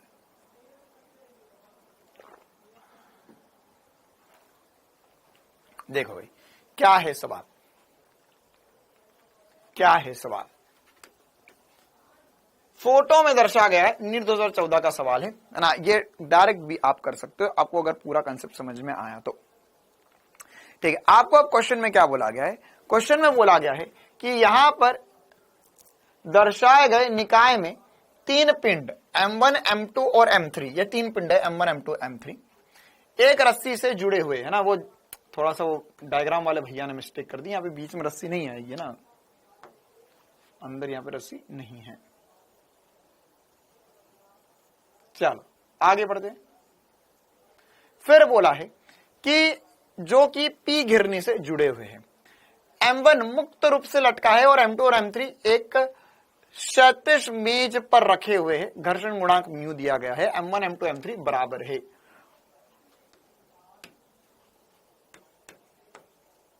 M1, M2, M3 बराबर है। तो अब क्या बोला है आपको, त्वरण कितना होगा? त्वरण क्या होगा? 3 ऑप्शन है आपके पास, त्वरण क्या होगा? तो कैसे निकालेंगे त्वरण, कैसे निकालेंगे त्वरण? डॉक्टर अवनी बिटिया बड़ी सयानी कमेंट बार बार करे एक ही। तो ये यहां पर बार बार एक ही कमेंट करने की जरूरत नहीं है ना। You are best, okay thank you, I am best. अब आप ये सवाल करके बताओ ताकि आप भी बन जाओ बेस्ट। जल्दी से करो ये सवाल। कैसे करेंगे इस क्वेश्चन को? एकदम आसान सी बात है सर, त्वरण निकालना है। तो क्या मैं लिख सकता हूं, इसे m1g चलाएगा माइनस इसका भी घर्षण लगेगा, इसका भी घर्षण लगेगा, दोनों विपरीत दिशा में घर्षण लगेंगे। तो कितना होगा घर्षण? घर्षण होगा mu m2g minus mu m3g। मैंने जानबूझ के m1 m2 m3 रखे ताकि मुझे एक बार ये फील आ जाए कि क्या लिखना है, कैसी इक्वेशन बनानी है। म्यू इंटू, यहां पे ये इक्वेशन कैसी बनी है, ये क्यों बना दी मैंने इक्वेशन, ये कैसे बनाया, ये mu into mg, mu into mg करा है, म्यू इंटू नॉर्मल किया है। अब क्या करना है, m1 m2 m3 बराबर करने।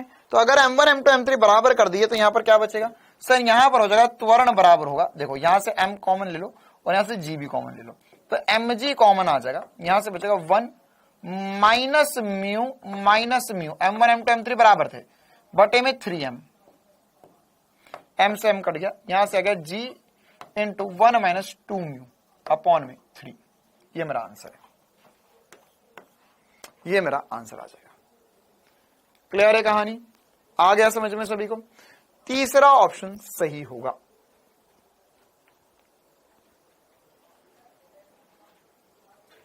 चलो, तो यहां पर ये कुछ बेसिक से क्वेश्चंस थे जो हमने कर लिए। अब हमें इसी में एक और दूसरे कंसेप्ट पे क्वेश्चन करना। अच्छा चलो पहले एक दो और ये वाले कंसेप्ट पर क्वेश्चन कर लेते।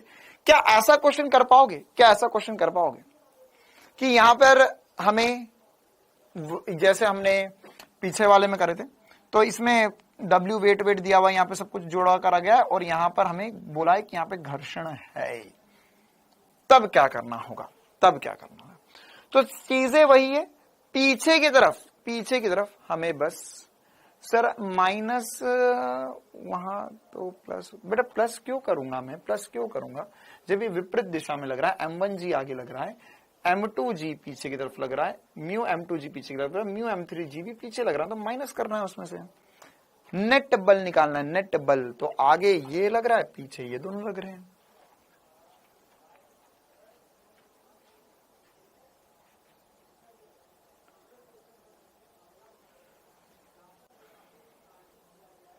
ठीक है,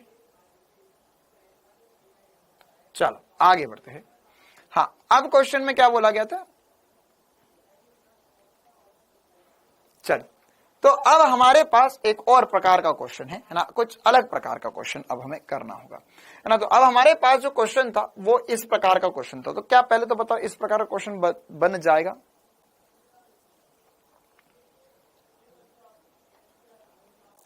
चलिए 3 अच्छा चलो, मैक्सिमम बच्चे 3 यहां से बता रहे, एक बार करके देख लेते हैं क्या बोला है क्वेश्चन में। क्वेश्चन में बोला कि चित्र अनुसार, है ना, निम्न चित्र में प्रदर्शित जो निकाय है वो संतुलन में है, संतुलन में है। अच्छा, तो संतुलन अवस्था में है, W का अधिकतम मान जिससे 100 किलो के पिंड पर स्थैतिक घर्षण का अधिकतम मान 450 न्यूटन होगा। मतलब W का मान क्या होगा? देखो कितना भला आदमी है, उसने यहाँ पे जो घर्षण बल लग रहा है इस घर्षण बल का मान ही दे दिया। वो चाहता तो म्यू देता, फिर उससे हम म्यू mg करके घर्षण बल निकालते, लेकिन उसने हमें सीधे दे दिया कि भैया पीछे की तरफ 450 न्यूटन का घर्षण बल लग रहा है, पीछे की तरफ 450 न्यूटन का बल लग रहा है, घर्षण बल लग रहा है। आप चाहो तो बिना पेन उठाए भी इस सवाल को कर सकते हो बड़ी आसानी से। देखो कैसे कर सकते हो सर, यहां पर 450 न्यूटन का घर्षण बल पीछे की तरफ लग रहा है, तो क्या इसमें आगे की तरफ तनाव बल लगेगा जो कि 450 न्यूटन का होना चाहिए? क्या आगे की तरफ तनाव बल लगेगा जो 450 न्यूटन का होना चाहिए? बोलो हाँ या ना। तभी तो ये नहीं चलेगा, क्योंकि यहां पे बोला अधिकतम मान, तो अधिकतम मान 450 न्यूटन है। ठीक है भैया, तो इस बिंदु पर क्या क्या कहानी हो रही है? सर इस बिंदु पर अगर हम देखें तो नीचे की तरफ W वेट लग रहा है। अच्छा, इसमें इधर की तरफ जो तनाव होगा, ये वाला तनाव जो है दोनों विपरीत दिशा में लगते, तो 10 450 न्यूटन का लग रहा है। और एक तनाव इस तरफ लग रहा है, कितने डिग्री पर लग रहा है? 45 डिग्री के कोण पर लग रहा है। इस तनाव को हम टी या चलो अभी टी ही बोल दो, कोई दिक्कत नहीं है, क्योंकि हमारे पास 450 न्यूटन भी आ ही चुका है वो। या इसे T2 बोल देते हैं, इसे T1 बोल देते हैं, दो तनाव है इसलिए। तो यहाँ पे T1 बराबर 450 न्यूटन था। अब हमें क्या करना है? हमें निकालना है सर, हमें निकालना है T, या हमें W निकालना। तो T2 निकालना पड़ेगा पहले, क्योंकि T1 पता है, W निकालना। W और T1 में डायरेक्ट रिलेशन नहीं, एक इधर लग रहा है एक इधर लग रहा है, लेकिन T2 के घटक कर सकते हैं हम। T2 का जो cos 45 होगा वो इस तरफ आएगा, और T1 का sin 45 इस तरफ आएगा, sin 45 इस तरफ आएगा। क्लियर है कहानी? तो अब हमने घटक कर दिया, तो हम लिख सकते हैं सर T1 बराबर होगा T2 cos 45, cos 45 1/√2 होता है, तो ये हो जाएगा 450 बराबर होगा 450 बराबर होगा T2 इंटू 1/√2। अच्छा, और y घटक में क्या लिखेंगे? x घटक से लिखा, x घटक है। y घटक क्या होंगे? y घटक क्या होंगे सर? y घटक होंगे W बराबर होगा T1 sin 45। तो sin 45 जो होगा वो होगा 1/√2, ये होगा W के बराबर। क्या होगा? W के बराबर होगा। तो अगर हम ध्यान से देखें तो यहां पर अच्छा T2 आएगा, यहां पर T2 था, यहां पर T2 sin 45 था, T2 sin 45 है, यहां पर T2 के घटक थे। ठीक है, तो T2 sin 45 T2 cos 45, तो यहां पर T2 sin 45 W के बराबर होगा, तो W बराबर होगा T2 sin 45 के। तो अगर मैं ध्यान से देखो तो सर T2 sin 1/√2, T2 1/√2 मतलब W बराबर होना चाहिए 450 के, या 450 न्यूटन के। ठीक है, हम इस सवाल को बिना पेन उठाए भी एक छुटका सा SP स्टार लगा के हल कर सकते थे, बिना पेन उठाए भी। कैसे? तुरंत कर सकते थे। कैसे कर सकते थे कि सर यहां पर एक बल है 450, ये देखो साफ उसने सब कुछ लिख के दिया, एक बल है 450, तो इधर भी 450 लग रहा है, बिल्कुल सर। तो यहां पर इसे आगे की तरफ 450 से खींचा जा रहा है, ये कितना हो, ताकि इन दोनों का परिमाणी बीच में से जाए, और कितने से जाए? 45 डिग्री पर जाए। तो हमें पता है दो बल का परिमाणी अगर 45 डिग्री पर है तो वो दोनों बल आपस में बराबर होने चाहिए। बोल हाँ या ना? क्या ये SP स्टार सभी को चमका? है ना? जरूरी नहीं है घटक वटक लो, आप सीधे SP स्टार से कर सकते थे कि अगर कोण 45 डिग्री है, थीटा 45 डिग्री है, ये दोनों एक दूसरे से 90 डिग्री पर है, उनका परिमाणी 45 डिग्री पर है, मतलब कि बीच में से निकल रहा है। तो अगर बीच में से निकल रहा है तो T1 बराबर W होना चाहिए था। कहानी खत्म, पैसा हजम। T1 बराबर 45 होना चाहिए था, T1 बराबर W होना चाहिए था, और यहां पर 45 डिग्री पर है, तो यहां पर T1 बराबर W, मतलब यहां पर 45 या सॉरी 450 होना चाहिए था। क्लियर है बात? आया समझ में?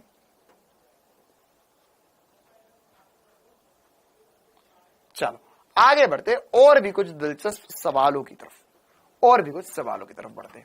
अब हमें एक और कंसेप्ट पर बेस्ड क्वेश्चन करना, मतलब देखो वैरायटी ऑफ क्वेश्चन सही है ना। म्यू की वैल्यू 1/2 आएगी, क्यों आएगी बेटा म्यू की वैल्यू 1/2? यहां पर हमने 1/2 रखा, तो ये इधर 2 मल्टीप्लाई हो गया, इधर मेरे हिसाब से तो यही गणित सही है।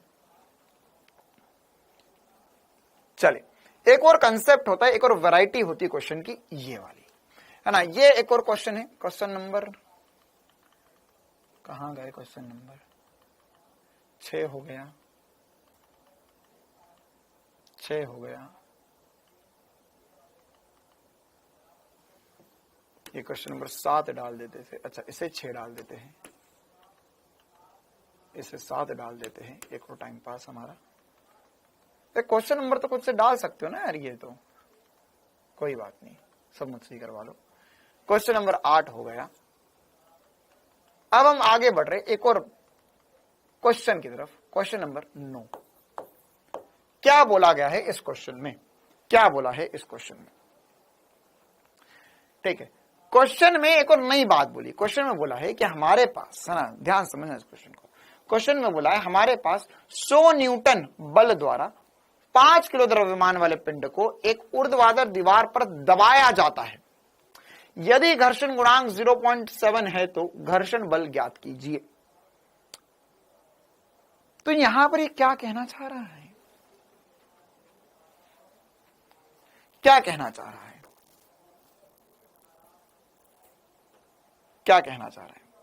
तो यहां पर ये सवाल में बोलना चाह रहा है कि सर यहां पर ये जो दीवार है, इस दीवार पे हमने एक ब्लॉक को दबाया, ये एक दीवार है, ये द्रव्यमान m है, इस पे हमने एक ब्लॉक को दबा दिया F बल लगाकर, ठीक है। तो अब ये नीचे नहीं फिसल रहा है, नीचे नहीं फिसल रहा है। ये सवाल बहुत मजेदार सवाल है ना, बहुत मजेदार सवाल है, बहुत मजेदार बात है। ये कुछ ऐसा सवाल आपको और थोड़ा एडवांस में या जी एडवांस वगैरह में ऐसा पूछते हैं कि अगर आप में से किसी बच्चे ने ट्राई किया हो अपनी जिंदगी में, वास्तविक जिंदगी में, कि अगर मान के चलो यहां पर 2 दीवारें थी और इन दोनों दीवारों के बीच में सर, इन दोनों दीवारों के बीच में सर हमने ऐसा पैर फंसाए और ऐसे खड़े हो गए, मतलब कि ना, या हो सकता है ऐसा हाथ भी आप वहां पर रख दो, मतलब दीवारों के बीच में पीठ इधर वाली दीवार पर टकराई, चिपकाई, दोनों हाथ सामने और दोनों पैर भी ऐसे सामने टिका दिए दीवार के ऊपर और नीचे नहीं फिसले, नीचे नहीं फिसले। तो ये कैसे संभव है, ये कैसे संभव है ना? हाँ, मूवी वगैरह में देखा होगा कि कोई एक किसी को दौड़ते हुए ना कोई गुंडा जो है ना, उसको पुलिस ढूंढ रही है और वो गुंडा जो है वो थोड़ा सा ऊपर उछलकर दीवार में ऐसा ऊपर जाकर या दोनों दीवारों के बीच में से टिक जाता है ना, आदमी नीचे से निकल जाता है, उसे पता ही नहीं चला कहां चले गया ये।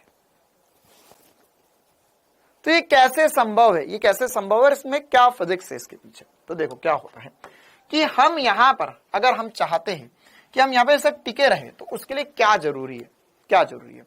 और अगर कोई लोग नहीं टिक पाते, अगर ट्राई कर रहे हो नहीं हो पा रहा है, तो क्यों नहीं हो पा रहा है ये भी देखते हैं ना। क्या हो रहा है देखो, यहां पर ये वही वाली कहानी है वैसे की वैसे। यहां पर क्या हो रहा है, हम पर नीचे की तरफ लग रहा है mg, हम पे नीचे की तरफ लग रहा है mg। अब हम पे नीचे की तरफ mg लग रहा है और यहां पर अगर हम नीचे गिरना चाह रहे हैं, नीचे गिरना चाह रहे हैं, तो इसमें ऊपर की तरफ घर्षण लग रहा होगा। क्या ये मैंने सही दिशा बनाई? अगर आपके हाथ पांव दोनों चिपका रखे तो ऊपर की तरफ घर्षण होगा। या इस कंडीशन में हम देखें, यहां पर इस सवाल में देखें तो इसमें केवल एक ही दिशा सर ऊपर की तरफ घर्षण बल लग रहा होगा, ठीक है। अच्छा, अब घर्षण बल क्या होता है? घर्षण बल होता है म्यू बराबर mg। नहीं सर, घर्षण बल होता है म्यू बराबर नॉर्मल। अब नॉर्मल कितना है? हाँ, पेड़ पर भी कर सकते हैं बिल्कुल। तो नॉर्मल कितना है कैसे पता करें? तो यहां पर एक्चुअल में जो बच्चे नहीं या जो लोग नहीं कर पाते वो क्यों नहीं कर पा रहे? क्योंकि या तो दीवार बहुत चिकनी है या आप अपना जो भार है नीचे की तरफ mg लग रहा है उसको बैलेंस करने के लिए ऊपर फ्रिक्शन नहीं बना पा रहे हो, ऊपर घर्षण नहीं बना पा रहे हो, है ना। मतलब आप जब दीवार से टिक रहे हो ना तो आप डरो मत, आप डरो मत।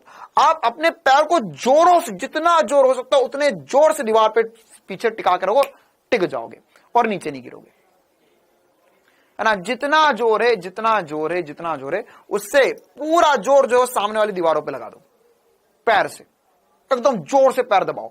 तो क्या होगा? पैर उस तरफ दबेंगे और आपकी बॉडी पीछे की तरफ दबेगी। मतलब अल्टीमेटली आपके द्वारा लगाया गया बल जो होगा वो बढ़ जाएगा। आप यहां पर दीवार पर दोनों तरफ, है ना, वैसे अभी हम एक ही तरफ सॉल्व करते हैं ताकि हमें ज्यादा आसानी रहे सॉल्व करने में।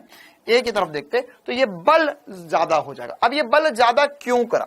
क्योंकि देखो क्या हो रहा है यहां पर जब भी हम दीवार से टिके हुए हैं या ये ब्लॉक दीवार से टिका हुआ था तो इन दोनों ही कंडीशन में नॉर्मल रिएक्शन इस तरफ लग रहा है, नॉर्मल रिएक्शन बाहर की तरफ। नॉर्मल रिएक्शन क्या होता है? सतह के लंबवत। नॉर्मल रिएक्शन क्या होता है? सतह के लंबवत होता है। तो सतह के लंबवत होता है मतलब कि ये जो सरफेस इसके लंबवत नॉर्मल रिएक्शन होगा। ये जब तुम टिके हुए तो तुम्हारे लंबवत नॉर्मल रिएक्शन इस तरफ लगेगा, नॉर्मल इस तरफ लगेगा। तो चक्कर क्या चल रहा है यहां पर सर? चक्कर क्या चल रहा है वो देख लेते हैं। तो यहां पर हमारे ऊपर नीचे की तरफ mg तो लग ही रहा था। तो अगर मैं इसका फ्री बॉडी डायग्राम, ये कितने बल लग रहे हैं इनको एनालिसिस करूं, तो सर मेरे ऊपर लग रहे हैं 4 बल। कौन कौन से बल लग रहे हैं सर? मेरे ऊपर लग रहा है एक mg नीचे की तरफ, मेरे ऊपर लग रहा है एक F इस तरफ, और इस तरफ नॉर्मल, और ऊपर की तरफ घर्षण। तो एक्चुअल में अगर घर्षण ना हो, अगर मान के चल घर्षण हो ही ना, घर्षण हो ही ना, और यही कंसेप्ट काम आता है, यही कंसेप्ट काम आता है कि जैसे आपने देखा होगा ना कि कुछ बच्चे या कुछ बंदर सीधे खंबे पर भी चढ़ जाते हैं, सीधे खंबे पर भी चढ़ जाते हैं। क्यों चढ़ जाते हैं, कैसे चढ़ जाते हैं सर? इसके पीछे क्या राज की बात है? इसके पीछे भी यही राज की बात है कि जब वो चढ़ते हैं तो घर्षण बल जो है वो ज्यादा हो जाता है उनके mg से, जिसकी सहायता से वो ऊपर चढ़ जाते हैं। तो घर्षण बल कैसे बढ़ रहा है, कैसे घट रहा है, वह देखते हैं। तो यहाँ पे घर्षण बल होगा क्या? तो x दिशा में अगर मैं बात करूं तो देखो, अभी मैंने बोला सब कुछ रेस्ट पर है, हमें क्या करना है, ये विरामावस्था में रखा हुआ है, गुटका नीचे तूने लगाया बल, लगाया बल, लगाया बल। अच्छा देख, ऐसा भी होगा कि अगर घर्षण बल नहीं होगा ना तो तुम बल कितना भी लगा दो ये हमेशा नीचे फिसल जाएगा, बल कितना भी लगा दो ये नीचे फिसल जाएगा। क्यों? क्योंकि यहां पर जैसे ही हम बल लगाएंगे और अगर घर्षण नहीं है तो ऊपर इसे रोकने के लिए कोई बल नहीं है, नीचे फिसल जाएगा mg की वजह से। तो यहां पर अगर मैं x दिशा से देखूं तो x दिशा से मैं बोल सकता हूं कि f बराबर होगा नॉर्मल के। ये सबसे इंपॉर्टेंट सी बात और सबसे इंपॉर्टेंट सा कंसेप्ट है इसमें कि यहां पर सबसे बड़ी बात कि बाह्य बल जो होगा वह नॉर्मल के बराबर है। मतलब यहां पे नॉर्मल mg पर निर्भर नहीं कर रहा, यहां पे नॉर्मल जो है वो बाह्य बल, जितना ज्यादा बाह्य बल लगाओगे उतना ज्यादा नॉर्मल होगा, और हमें पता है उतना ज्यादा घर्षण बल होता है, क्योंकि सीमांत घर्षण होता है म्यू इंटू नॉर्मल, या मैं लिख सकता हूं इसे म्यू इंटू एफ के बराबर, म्यू इंटू एफ के बराबर। मतलब कि यहाँ पे घर्षण बल कितना है, घर्षण बल है म्यू इंटू एफ, और एफ कौन लगा रहा है, मैं लगा रहा हूं, मैं लगा रहा हूं, मैं लगा रहा हूं। मतलब ये बहुत बहुत बहुत बहुत इंपॉर्टेंट सी बात है कि अगर मैं नीचे ना फिसलूं, मैं चाहता हूं तो मैं बल ज्यादा लगाऊं, इसलिए मैं बोल रहा था कि बल ज्यादा लगाओ, अपने पूरे पांव से जोर जो है वो दीवार की तरफ लगा दो तो नीचे नहीं फिसलोगे, क्योंकि जितना ज्यादा बल उस तरफ लगाओगे उतना ज्यादा एफ बढ़ जाएगा और उतना ज्यादा घर्षण बढ़ जाएगा। ठीक है, तो इसी वजह से जो बंदर जो है सीधे खंबे पर चढ़ जाता है, या अगर मान के चलो सीधे पेड़ पे चढ़ जाता है, तो कैसे चढ़ जाता है कि जब वो उसे पकड़ता है ना, ये खंबे को पकड़ता है या पेड़ को पकड़ता है, तो उसके हाथ में और खंबे के बीच में घर्षण बल लग रहा है, घर्षण बल लग रहा है। तो ये घर्षण बल जो है वो बहुत ज्यादा जोरों से पकड़ता है उसे, तो नॉर्मल बढ़ा लेता है अपना, तो नॉर्मल बढ़ाते इसकी वजह से घर्षण बल बढ़ जाता है, और घर्षण बल जितना ज्यादा होगा, या घर्षण बल अगर mg से ज्यादा हो गया या घर्षण बल mg के भी बराबर हो गया तो वो नीचे नहीं फिसलने वाला है। कितनों को इस बात का 100% फील आ गया कि हाँ सर, अगर इसे ये x दिशा से हमने लिखा और इसमें ही अगर हम बात करें y दिशा में, तो y दिशा में हम लिख सकते हैं, यहां पर y दिशा में लिख सकते हैं सर हम कि mg बराबर होगा घर्षण बल के या सीमांत घर्षण बल के, या जस्ट नहीं फिसलने वाली कंडीशन में, तो ये होगा mg बराबर होगा म्यू इंटू एफ के, mg बराबर होगा म्यू इंटू एफ के, म्यू इंटू एफ के। क्या ये बात, हाँ बिल्ली भी ऐसे ही चढ़ती है ना, सभी में यही कंसेप्ट होता है ना। क्या हो रहा है कि अगर आप चढ़ रहे हो तो आप बल ज्यादा लगाओ, तो बल ज्यादा लगाओगे तो घर्षण बल बढ़ जाएगा, जिसकी वजह से आप अपने mg को बैलेंस कर ले जाओगे। अच्छा, अब बताओ यहां पर क्वेश्चन का हल क्या होगा? क्या ये कंसेप्ट चमका? क्या मजा आया? क्या सभी को बहुत ही जोरों से मजा आया, गदरा वाला फील आया कि हाँ सर यहां पर हम अब टिक सकते हैं? वैसे ट्राई नहीं करना है, जिन्होंने आज तक ट्राई नहीं करा कृपया करके ट्राई ना करें। हो सकता है कि आप जिस दीवार पर टिक रहे हो दीवार चिकनी हो तो हाथ पांव फूट जाएंगे।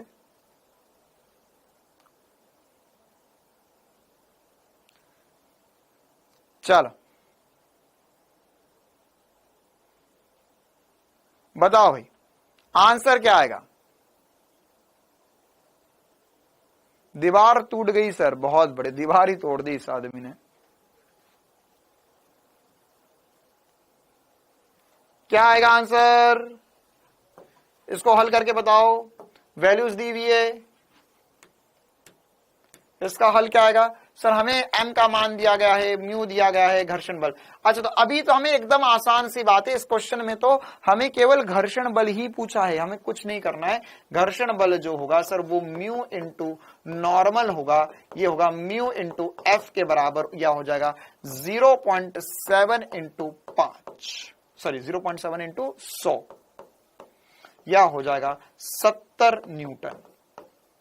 ठीक है, ये आपको केवल और केवल कंफ्यूज करने के लिए दिया हुआ है, क्यों केवल और केवल कंफ्यूज करने के लिए दिया हुआ है यहां पर सब कुछ। ठीक है, हाँ 70 न्यूटन आया। अब 70 न्यूटन कौन सा बल आया है आपके पास, 70 न्यूटन कौन सा आया है, 70 न्यूटन जो है वह यहां पर एफ लिमिटिंग आया है, एफ लिमिटिंग आया है, या सीमांत घर्षण बल आया है ना। तो सर वो 5 किलो को क्या करना है,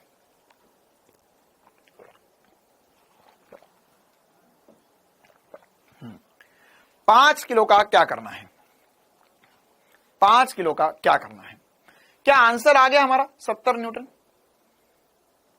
क्या आंसर आ गया हमारा 70 न्यूटन। हाँ परवीन, बहुत ही बढ़िया, शिवानी घोष, इन बच्चों के नाम याद रख लो, इंटरव्यू आ रहा है इनका अगले साल डाउटनेट पर। डीवी शर्मा, एमजी जुड़ेगा, अच्छा एमजी भी जोड़ देते हैं। तो क्या हमारा आंसर आ गया, नहीं, क्यों सर, देखो ये कौन सा घर्षण आया सर, ये एफ एल आया सीमांत। उसने क्या पूछा है, उसने पूछा उस कंडीशन में लगने वाला घर्षण बल ज्ञात कीजिए। तो सर ये क्या कंफ्यूजन है, क्या कंफ्यूजन है, देखो ध्यान सुनना इस बात को, ये घर्षण बल कब लगता है सीमांत, क्या हमेशा घर्षण बल, क्या हमेशा घर्षण बल, हमेशा घर्षण बल सीमांत घर्षण के बराबर होता है, नहीं सर, नहीं सर। तो सर यहाँ पे 5 किलो का क्या चक्कर है, अगर मैं देखूं ध्यान से, अगर मैं ध्यान से देखूं तो इसमें क्या हो रहा है। अच्छा पहले तो ये वाला कंसेप्ट को हम थोड़ा सा साइड रख देते हैं, मतलब ये पूरा कंसेप्ट हमने समझ लिया। अब हम क्वेश्चन की तरफ आ चुके हैं। हाँ भाई, तो इसमें क्वेश्चन में हमें बोला गया है कि 5 किलो का द्रव्यमान है। तो अगर मैं ध्यान से समझूं तो ये 5 किलो का जो द्रव्यमान है, इस पे नीचे की तरफ जो है वो सर mg लग रहा है। तो इसको नीचे की तरफ जो बल चला रहा है वह होगा 5 इंटू 10 या 50 न्यूटन का बल इसे नीचे चलाना चाहता है। घर्षण कहां लगता है सर, घर्षण लगता है विपरीत दिशा में, ऊपर की तरफ, ऊपर देखो लगेगा घर्षण। अच्छा तो सबसे पहले तो चेक करके बताओ कि ये गति करेगा या नहीं करेगा। सर ये गति नहीं करेगा, ये गति नहीं करेगा। तो अभी हमें बोला गया है कि इस ब्लॉक को 50 न्यूटन से चलाने की कोशिश की जा रही है बालक। तो क्या घर्षण बल 50 न्यूटन लग जाएगा, नहीं सर, जो कि अभी हो गया ट्विस्ट, मामला खत्म, उड़ गए पूरे पूरे तोते। 3 स्टार लगाएंगे सवाल पर और लिखेंगे इसमें आगे की कहानी कि जो कि यहां पर एफ एक्सटर्नल या बाह्य बल जो ब्लॉक को चला रहा है वो कम है एफ लिमिटिंग से। तो ये स्टैटिक की कंडीशन है, स्टैटिक की कंडीशन है, स्टैटिक की कंडीशन है, स्टैटिक घर्षण है। और स्टैटिक घर्षण में हमें पता होता है सर कि घर्षण बल जो है वो एफ एक्सटर्नल के बराबर होता है या बाह्य बल के बराबर होता है, या 50 न्यूटन मेरा सही जवाब होगा। कितनों के तोते उड़ गए, कितनों के तोते उड़े और सवाल समझ में आ गया।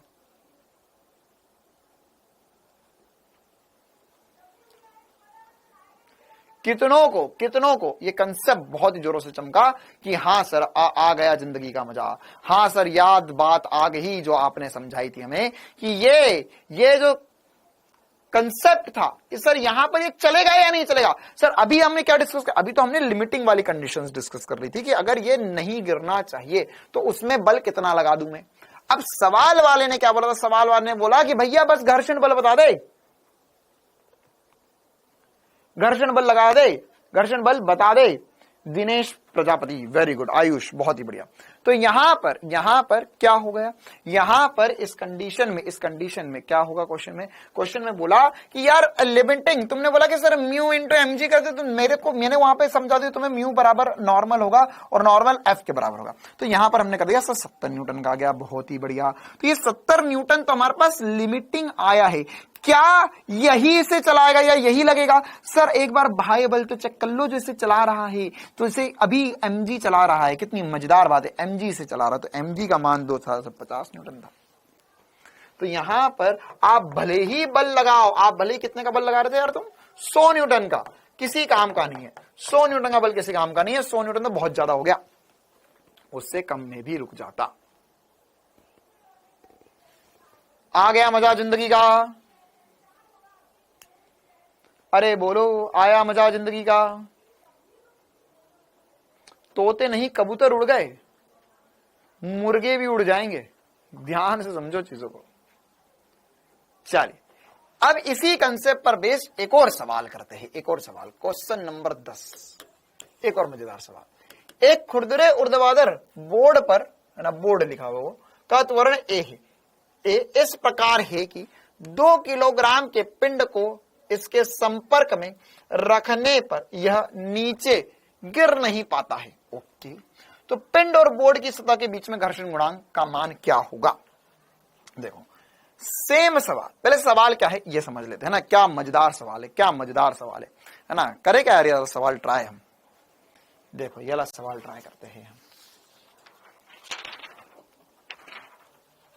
जय माता दी, जय माता दी। देखो क्या बोल रहा है सवाल में, सवाल में बोल रहा है कि देखो यहां पर अगर आपने ये बोर्ड है और यहां पर पेपर रखा, तो ये पेपर जो है, ये जो पेपर है ये बोर्ड पर रखोगे तो ये बोर्ड पे पेपर गिर जाएगा, ये बोर्ड पे पेपर गिर जाएगा, ठीक है। अब इसने बोला है कि ऐसा कुछ रखा है ना। देखो यार मैं दौड़ते दौड़ते आऊंगा मैं, यहां पे ये जो पेपर है मैं हाथ हटा रहा हूं और मैं दौड़ना शुरू कर रहा हूं, आखिरी में जाकर गिरा। लेकिन अगर ये बोर्ड पर ये पेपर या एक ब्लॉक ऐसा रखा जाए, इसे कितने त्वरण से चलाया जाए कि वो नीचे ना गिरे, वो नीचे ना गिरे। पहले तो ये बताओ सवाल समझ में आया सभी को? सवाल समझ में आया कि यह ऐसा रखा रे ब्लॉक और कितने त्वरण से चलाया जाए ताकि यह नीचे ना गिरे। अब आएगा इसमें सूडो का कंसेप्ट, सूडो का कंसेप्ट, ठीक है। इसी में हमसे ऐसा भी सवाल पूछ सकता था, एग्जैक्ट यही बात है, होमवर्क में डाला हुआ ये वाला सवाल, एक बार देखना आप लोग कि यहां पर एक बस है या ट्रेन है या ट्रक है। ये नीट का प्रीवियस ईयर सवाल है ना, नीट पीवाईक्यू है, ये भी नीट में पूछा गया सवाल है। आपको बोला कि यहां पर ये चल रहा है आगे की तरफ, शायद उसमें अल्फा वल्फा त्वरण दिया हुआ था, अभी तो मैं ए त्वरण ही ले लेता हूं, और इस पे आगे एक ब्लॉक रखा हुआ है, इस पे आगे की तरफ एक ब्लॉक रखा हुआ है। तो क्या हो कि यह ब्लॉक नीचे ना गिरे, क्या ये त्वरण का मान कितना हो? देखो त्वरण भी पूछ सकता है, घर्षण गुणांक भी पूछ सकता है, ठीक है। तो इनके मध्य संबंध निकालना है, हमें। क्लियर है मामला? क्या सवाल सभी को समझ में आ गया? क्या ऐसा वास्तविकता में संभव भी है? बिल्कुल है कि कितना तेज चलाया जाए ताकि ये नीचे ना गिरे। तो इसमें क्या क्या हो रहा है? देखो ये जो क्वेश्चन है वो हमारा जो पिछला वाला कंसेप्ट है एग्जैक्टली उसके जैसा है, क्यों? देखो मान के चलो यहां पर हमारे पास यह एक दीवार थी या फिर हमारे पास गाड़ी थी जो ए त्वरण से आगे की तरफ चल रही थी। अब अगर इस पे रखा हुआ एक डब्बा है तो इस डब्बे पर कौन कौन से बल लग रहे होंगे? सर इस पे नीचे की तरफ mg लग रहा होगा, बोलो हाँ या ना। इस पे नीचे की तरफ mg लग रहा होगा, बोलो हाँ, एक तो लग ही रहा होगा, ठीक। अच्छा सर यहां पर और क्या लग रहा है? सर इसको अगर नीचे नहीं गिरना है तो ऊपर की तरफ इसमें लगना चाहिए घर्षण बल, इसमें ऊपर की तरफ क्या लगना चाहिए? घर्षण बल लगना चाहिए। बहुत ही बढ़िया सर, मजेदार सवाल बनता जा रहा है। तो हाँ पतंग को लाते हैं सर, हाँ ऐसे, ये बिल्कुल चेतन ने सही बात बोली कि सर हम लोग जैसे बहुत बार बच्चे ये करते हैं कि सर पतंग खरीदने जाते हैं तो क्या करते हैं, साइकिल चलाते टाइम पतंग को ऐसे छाती से चिपका लेते हैं और साइकिल चलाते एकदम तेज, पतंग नहीं गिरती है सर, पतंग नहीं गिरती है सर, है ना। उसमें लेकिन एक और कंसेप्ट है ना, वहां पर एक्चुअल में एयर फ्रिक्शन भी लगता है जो पतंग को दबा कर रखता है, इसकी वजह से भी पतंग नहीं गिरती है ना। उसमें एयर फ्रिक्शन का भी चक्कर, जैसे अभी मैं पेपर भी लगा रहा था उसमें भी एयर फ्रिक्शन आएगा। मैं तुम्हें थोड़ा सा मूर्ख बना दिया, ठीक है, लेकिन मजा तो आया। तो वो एयर फ्रिक्शन भी वहां पर लगता है, लेकिन यहां पर एक ब्लॉक है तो उस ब्लॉक में एयर फ्रिक्शन, अभी हमने एयर फ्रिक्शन वगैरह नहीं लिया। चलिए, तो अब क्या हो रहा है, यहां पे नीचे mg, ऊपर की तरफ घर्षण बल लग रहा है। अब इसमें अगला जो बल लगेगा सर वो क्या है, जो कि आगे की तरफ ये जा रहा है, तो क्या मैं बोल सकता हूं इस पे पीछे की तरफ आभासी बल FPma के बराबर लगेगा। कितनों को ये बात चमक गई है, यहां से पीछे की तरफ आभासी बल लगेगा ma के बराबर। और यहां पर नहीं, पागल नहीं बनाया, पूरा पागल नहीं बनाया मैंने तुम्हें, मैंने देखो अब एयर फ्रिक्शन, अब इसमें भी तो एयर फ्रिक्शन लगेगा, लेकिन इसने भी नहीं लिया ना, तो इसलिए मैंने भी वहां पे एयर फ्रिक्शन देखो। वैसे क्योंकि एक्चुअल में बात ये भी अब यार, ऐसे तो मैंने जो लैपटॉप लिया हो तो उसकी सतह तो बहुत ही ज्यादा चिकनी है, तो उस पर चीजें टिकाना बहुत मुश्किल है, तो इसलिए मैंने बस थोड़ी सी एयर फ्रिक्शन की सहायता ली और मैं एकदम तेज चल रहा। चलो, तो क्या मैं ऐसा बोल सकता हूं इसमें आगे की तरफ नॉर्मल लगेगा कि यही 4 बल लगेंगे। इस डायग्राम और इस डायग्राम में क्या समानता है सर, सब कुछ ही समान है। यहां पर जो बाह्य बल लग रहा था, अब वो मुझे सूडो बल दे रहा है, अब वो सूडो बल दे रहा है। कितनों को यह समझ में आ गया कि सर अगर हम यहीं से बैठकर देखेंगे तो हमारे लिए तो ये ब्लॉक रेस्ट पर है, इस ट्रक के सापेक्ष रेस्ट पर है, तुम छोटा सा चिंटू चीटा बनकर तुम्हें इस ब्लॉक पर बिठा दिया गया, तो जमीन के सापेक्ष देखो तो मुश्किल है, लेकिन तुम ये बात बोल सकते हो कि सर यहां पर हम बैठे हुए हैं तो यहां पर ये मुझे रेस्ट पर दिखाई देगा, और जो कि आगे की तरफ गति कर रहा है तो आभासी बल पीछे की तरफ लगेगा। आभासी बल कब लगता है गुनगुन बेटा, है ना, ऐसी बातें मत पूछा करो गुनगुन, फिर वाला गाना लोग गाना भूल जाएंगे तुम्हारे चक्कर में। कौन सा गाना, गुनगुना रे कौन सा गाना, ऐसा कुछ है ना, गुनगुना रे गाना रे, ऋतिक रोशन वाला, तो वाला गाना लोग गाते रहे, इसलिए तुम भी अच्छे से चीजें गुनगुनाओ और ऐसी बातें ना पूछो कि सर यहाँ पे घर से ये सूडो फोर्स क्यों लग रहा है, क्योंकि यहाँ पे त्वरण हो रहा है, ये सब पढ़ाया था ना, आभासी बल क्यों लगेगा, क्योंकि यहां पर आगे की तरफ ए लग रहा है तो पीछे की तरफ ma लगेगा। तो अब इन सब में हमें समझ में आ गया सर कि हमारा ये जो F बल था वो ma के बराबर हो गया। तो यहां पर आप चाहो तो मैं फिर से पूरा लिख देता हूं ना, क्योंकि हो सकता है ना कि हम एक ही क्लास में एक ही कंसेप्ट पढ़े। तो यहां पर नीचे की तरफ mg, जैसे हमने एक सेमेस्टर में केवल एक ही कंसेप्ट पढ़ा, वो भी एग्जाम में नहीं आया, mg बराबर है घर्षण बल के, और घर्षण बल किसके बराबर होता है, घर्षण बल होता है सर म्यू बराबर नॉर्मल के। और अब हमें पता चल गया है, x दिशा से हमें पता चल गया है सर कि नॉर्मल बराबर होगा आभासी बल के या बराबर होगा ma के, और ये हमने अब y दिशा से बात लिख ली, ठीक है। तो अब इसमें क्या चक्कर चलेगा सर, mg बराबर होगा म्यू इंटू नॉर्मल के, तो ये होगा ma के बराबर, तो m से m कट गया और यहां पर g बराबर आ गया म्यू बटे में a, ठीक है, या यहां सॉरी g बराबर आ गया म्यू इंटू a। अब हमसे क्या पूछा है, हमसे क्या क्या पूछ सकता है, हमसे त्वरण भी पूछ सकता है, हमसे घर्षण गुणांक भी पूछ सकता है। जैसे इस सवाल वाले ने क्या पूछा, इस सवाल वाले ने पूछा कि घर्षण गुणांक कितना होना चाहिए, घर्षण गुणांक क्या होना चाहिए, मतलब घर्षण गुणांक जो है वह g बटा a होना चाहिए, है ना, g बटा a होना चाहिए। तो अब घर्षण गुणांक जो है, घर्षण गुणांक का मान क्या है, g बटा a आया है।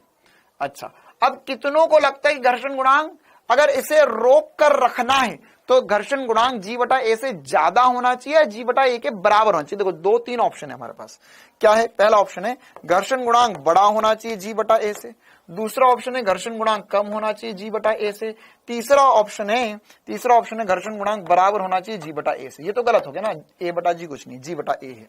तो क्या ऑप्शन सही होना चाहिए, कौन सा ऑप्शन सही होना चाहिए सर, या तो घर्षण गुणांक इसके बराबर हो या इससे ज्यादा हो, इससे ज्यादा हो, क्योंकि इससे कम हो गया घर्षण गुणांक तो हो गया सर, घर्षण गुणांक कम हो गया तो ये यहां पर घर्षण बल कम हो जाएगा, और घर्षण बल कम हो जाएगा तो mg बढ़ जाएगा और नीचे गिर जाएगा। तो यहां पर या तो बराबर हो या बड़ा हो, तो ज्यादा बेहतर ऑप्शन जो है वह बड़ा होना चाहिए। वैसे बेस्ट ऑप्शन जो होगा, बेस्ट ऑप्शन जो होगा वह, वैसे दोनों ही सही है कि बेस्ट ऑप्शन जो होगा म्यू बड़ा हो या बराबर, ये इसका मतलब क्या हो, बड़ा प्लस बराबर हो जी बटा ए से, जी बटा ए से, ठीक है। या इसमें आपसे ऐसी भी बातें पूछ सकते हैं। कैसी बातें पूछ सकते हैं? जैसे ये वाले क्वेश्चन पूछी थी कि यहां त्वरण कितना होना चाहिए, त्वरण कितना होना चाहिए। सेम सवाल होमवर्क में आपको मिलेगा, है ना, होमवर्क क्वेश्चन है ये, आपको होमवर्क में इस प्रकार का सवाल डाला गया है, तो जिसमें आपको त्वरण पूछा गया, तो करना सेम कंसेप्ट है। म्यू ये हमने निकाला जी बराबर होगा म्यू ए, तब त्वरण कितना होना चाहिए, तो जी बटा म्यू, है ना, या त्वरण का मान जो होगा, त्वरण का मान बड़ा होना चाहिए, बराबर होना चाहिए जी बटा म्यू से, तो ही ये रुकेगा, वरना ये नीचे गिर जाएगा। क्या मजा आया सभी को? क्या जोरदार मजा आया? और क्या ये सीधी दीवार वाला कंसेप्ट सभी को चमका? क्या सीधी दीवार वाला कंसेप्ट चमक गया सभी को?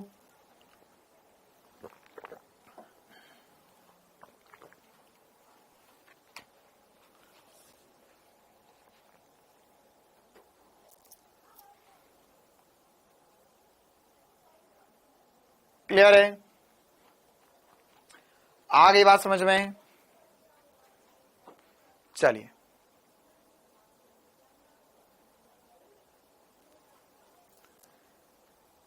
नहीं विकास बेटा, नीट में कभी ऐसा नहीं करेगा वो कि ये दोनों ऑप्शन दे दे, या तो फिर स्पष्ट रूप से लिख कर देगा कि म्यू का मान किससे ज्यादा होना चाहिए, ठीक है, तो फिर फर्स्ट ऑप्शन लगाएंगे। बाकी बेस्ट ऑप्शन मैंने आपको बता दिया, दोनों होने चाहिए। चलिए, तो जितना पढ़ा एक बार रिवाइज कर लेना, है ना। हमारे पास नत समतल पर घर्षण रह गया है, तो वो कल की क्लास में मैं आपको नत समतल पर घर्षण करवा दूंगा, नत तल पर घर्षण मैं आपको बता दूंगा, ठीक है। चलो, तो मतलब कल लास्ट टॉपिक ही रहेगा हमारा।